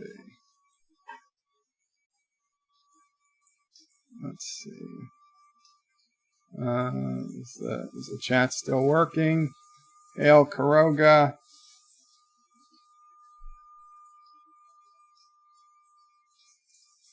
Yes, the chat's still working. Thank you, Josh Street. I just, I had to pop out the window a second time, and I wasn't sure. Thank you. Okay. So I think that's about all we wanted to go over. There is one more thing I have to do, and then we're ending the stream. And this is also kind of an announcement. And I know this is not going to be a popular announcement. Guys, in the very beginning, it was a thing I offered. Sassy. It was a thing I offered $5, and I would sing a song. And now for a long time I haven't advertised it, but I've still done it when people have given money. But I've got to say, I think we're at the point now where I can't do that, because technically, even though I sing the song crappily, it's still technically not right. I'm not supposed to sing a copyrighted song on the stream. And, when I had 100 subscribers and whatnot, and 10 people coming to the streams, it was fun, and honestly, I really didn't care what happened. But we're getting to that point now, and not only for the legal reasons, but to be quite honest with you guys, I seen the last time I sang, we lost like 12 people. We had almost 40 people watching, and we were down to under 30. And then not too long after that, we were down to 25. So it's not good for the streams. It's not good for legal reasons. And so for the reality is that I just please, if you donate money, I would greatly appreciate you guys super chat or you donate via StreamYard. I'm not saying stop that, but I can't offer a song anymore. So I am sorry. However, there's still one I have left to do. So I will be ending the stream by doing that last one I have queued up. Now, I don't remember who asked me to do it. I thought it was Wesley, but he says it wasn't him. So somebody did ask me to do it. Somebody did send me the $5 with the request. So I will honor it. I hope you're here. If you're not, I'm sorry. It's not going to be a great song, I'll be honest. I will still sing from time to time as if I feel like I can sing the song. Even though it's not going to be great, if I just feel like singing, I will. But, I just can't. We can't do it that way anymore. I am sorry. Maybe on the Bird of Prey 5X channel. from time to time. So make sure you subscribe to Bird of Prey 5X channel if you still want me to do streams like that on occasion. But not here. Aberjam will miss my singing. I'm not going to stop singing, Aberjam. I'm just going to stop being able to do it as a request of people. They request a random song I've never heard before. I can't do it. Well, if you request something in the public domain that I can get the lyrics to on YouTube, like as a karaoke version, I guess I could sing that, but I don't think anybody gives a shit about any songs in the public domain. So I still, like, if a Sinatra song comes on, I feel like singing, my 2,000 subscriber spectacular, I'm sure I will sing a song or two of my choosing. So just saying that, please, if you donate and you ask for a song, I cannot guarantee it. In fact, I can almost guarantee I won't do it. So that's just it. I apologize. And I could read The Raven, but not right now. I could read The Raven. Yeah, well, The Raven is public domain. I could read The Raven. Cronus is technically, you don't really sing, but love your enthusiasm. I know. Tubian says $5 for nothing. That's communism. Well, I can still take other requests, just not singing. You want a story or something, or you want to be a minister in Karoga. I was thinking of finding some old family videos, maybe using those as super chats, like in several, like 1 or 2 minute segments with some, weird, commentary over them. I don't know. Hector says $5 for saying Rocinante and La Serena perfectly. La Serena or La Salina. I don't know. Cronus says buy Graphite's hammer. What a savings. Carlos says Bird of Prey, how about reading creepy pasta story? What's a creepy pasta story? Abajam says Bird reads 50 Shades of Grey. See, no, reading a popular book, that would be the same thing as singing a song. Money for nothing and chicks for free, says Hector. I don't know if that's a song or a statement. Poetry donations. But again, if it's public domain, sure. If it's public domain, sure. I will have to figure out what to do. Whether I got to make super chats like Anti-Trekker or something to reward you for your donations. We will figure it out. But I just wanted to bring it up that the songs are coming to an end. La Selena is Rios' ship. You avoided winning $5. La Selena. La Selena. La Salina. I don't know. I don't know how to say it. I don't think they've ever said it in the show. They said it once. They said, La Selena, you're cleared to be taken over by Free Cloud. Whatever. I think that was the only time I heard the name of the show, the name of the ship in the show.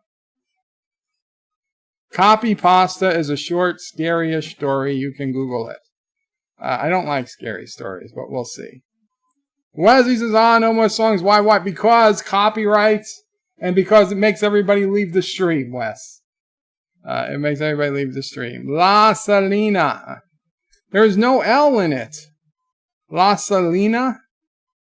Anyway, so this is the last song I had in the queue. I don't remember who requested it, but I will sing it because I know they already paid for it some time ago, and it's been sitting in the queue.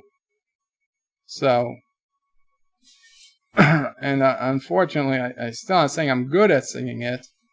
But I know it was here. And this is going to be Weird Al Yankovic, Don't Love Me Anymore. You Don't Love Me Anymore. You Don't Love Me Anymore by Weird Al. We've been together for so very long. But now things are changing. Oh, I wonder what is wrong. Seems you don't want to be around. The passion is gone and the flames have died.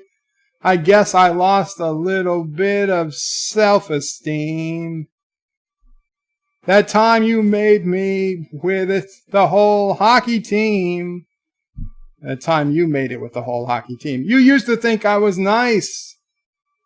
Now you tell all your friends that I'm the Antichrist.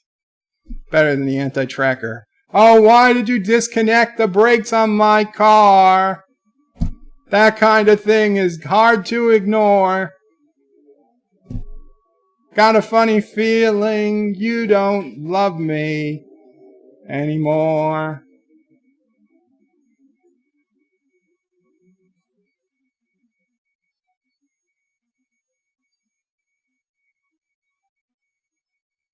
I knew that we were having problems when you put those piranhas in my bathtub again. You're still the light of my life. The light of my life. Oh, darling, I'm begging. Won't you put down that knife? You know, I even think it's kind of cute the way you poison my coffee just a little each day. I still remember the way you laughed when you pushed me down that elevator shaft. Oh, if you don't mind me asking, what is poisonous cobra doing in my underwear drawer?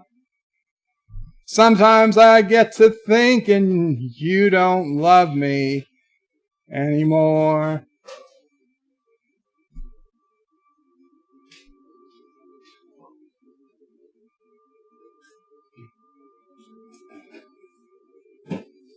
You slammed my face down on the barbecue grill. Now my scars are all healing, but my heart never will. You sent me a house on fire. You pulled out the chest stairs with old pair of pliers. Oh, you think I'm ugly and you say I'm cheap. You shaved off my eyebrows while I was asleep. You drilled a hole in my head. Then you dumped me in a drainage ditch, left me for dead. Oh, you know this really isn't like you at all. You never acted this way before. Honey, something tells me you don't love me anymore. Oh, no, no, no. I got a funny feeling you don't love me anymore.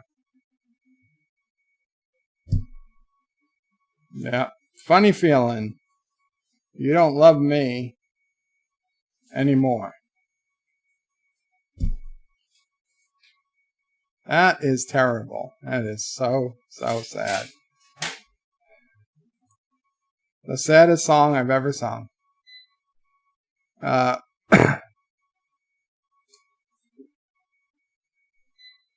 So, and yes, we lost a few people. We lost a few people. Aberjam says, we heard your 50 Shades of Grey last night. Wesley says, all your stories are creepy. What about my last request? What was your last request?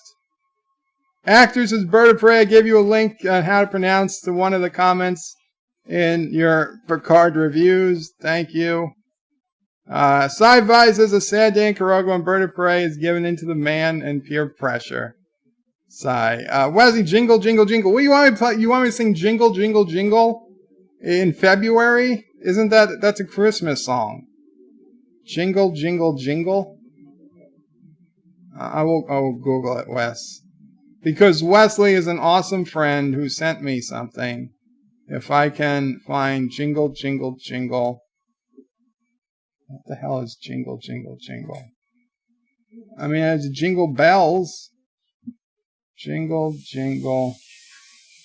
Oh, jingle, jingle, jingle. Lyrics.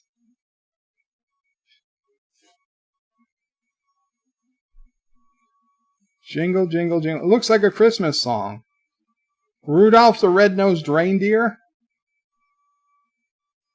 Okay, Wes, if you want it. This is Jingle Bells. Jingle, jingle, jingle, you will hear my sleigh bells ring. I'm old Kris Kringle, I am the king of jingling. Jingle, jingle, reindeer, through the frosty air they go. They are not just plain deer, they're the fastest deer I know. You must believe that on Christmas Eve I won't pass you by. I'll dash away in my magic sleigh, flying through the sky. Jingle, jingle, jingle, you will hear my sleigh bells ring. I'm old Kris Kringle, I'm the king of jingling.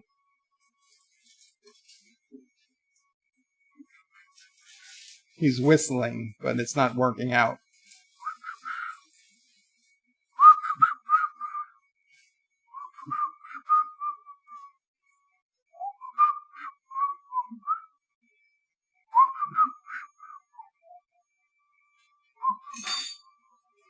You must believe that on Christmas Eve I won't pass you by.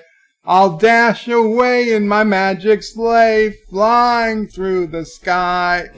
Jingle, jingle, jingle, you will hear my sleigh bells ring.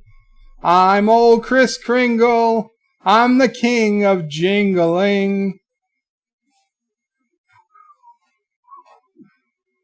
It's not working. Whistle, Sassy! Whistle! Did you hear my dog whistle?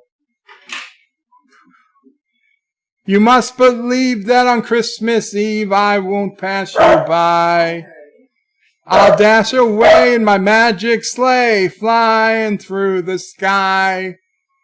Jingle, jingle, jingle, you will hear my sleigh bells ring. I'm old Kris Kringle, I'm the king of jingling. There you go. There you go, Wes. I hope that was what you wanted. I see you Skyped me while I was singing. So I'm guessing there's a problem.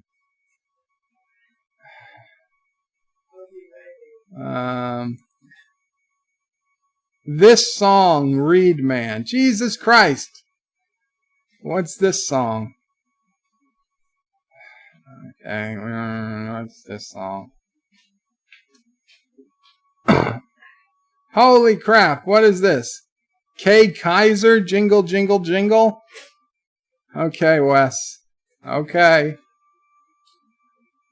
There's no lyrics! Wes, there's no lyrics. Okay. I don't know if I can sing it. Yippee yay! There'll be wedding bells for today. 'Cause I got spurs. Jippy, jippy, jangle, jingle, jingle, jangle. And I got life all merrily. Jingle, jingle, jangle. I say, oh, you're single? And that song, that sing from what? Rome? Oh, wedding bells! Oh, wedding bells! Though I may have done some foolish things to some wedding bells that jingle, jingle, jingle. Oh, I go around with those hoes. What? The same old Mexico. Jingle, jingle. I'm very far from Rome.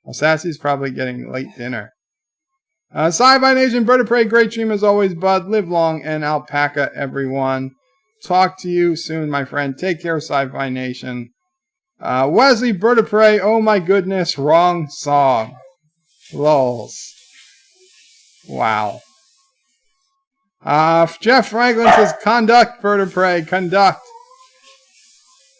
Josh Street says, dear God, what did I come back to? Jeff Franklin says, there are 4 lights. Aberjam says, what is the nature of your medical emergency? I need to be deaf. Stat. Wesley says, Bird of Prey, making it up as he goes is funnier. Oh, I'm glad you're happy. Sci-Fi Nation says, is this over yet? Bird of Prey 2020. You people. Oh. Where'd I go? Kronos is Bird of Prey, you people. Mike Richards, Bird of Prey, I got spurs that jingle, jangle, jingle, so long as I'm riding merrily along. Mom will probably thinks that could be public domain. Josh Street says, Bird of Prey, if you want to know who Mothman is, look for the one with a moth as his avatar. I can barely see the avatar. Oh, is Kronos the Mothman? No. Bird doesn't know Freebird. Do you have any other song other than Frank and Freddy? Nope. Just Frank Sinatra. And some Billy Joel. And some random other songs. None of which are by Freddie Mercury. Anyway, guys. Thank you so much. I think we're going to call it a night here. Thanks for hanging out with me. Tomorrow, Tuesday, I think I'm going to do another Besiege stream. Unless there's some breaking news or something that I have to do. It's either going to be Besiege or it's going to be like a Jar Life or something. But it'll probably be Besiege. And then Wednesday, of course, is Deep Space Nine. Thursday will not be a stream because I'll be working on my Picard review.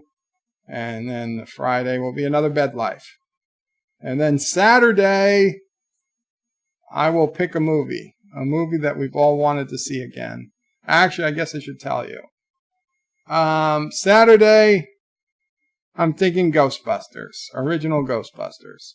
For movie Saturday. So, if you need to secure yourself a copy, you should start looking for one. Hopefully you have one yourselves. Take care. Aberjam says McClunky. Joe Lau is putting in eggplants. Jeff Franklin says, Bird of Prey, how can you not know about decoherence splits the quantum multiverse? I told you, it puts it right down the middle. I know. We're not doing Beyond. Oh, Beyond? Oh shit, that's right. Saturday is Beyond. I forgot about Beyond.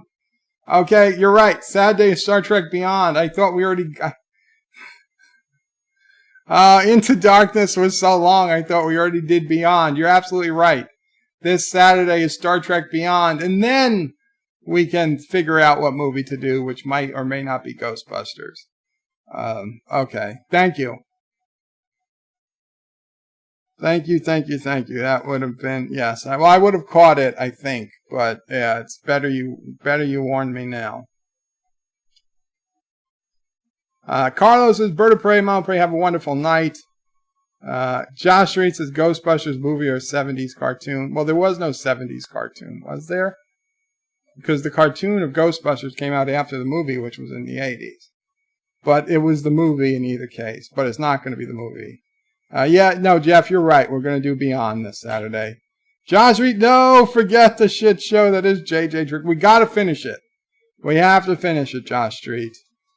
Wesley, I'm sorry. I was not expecting that at all. No, don't be sorry, Wes. It's just that when there was no lyrics, I just did my best. It's hard for me to hear and sing at the same time. I hope you enjoyed it. Good night, all. Qapla. Take care. And I will see you soon, I guess.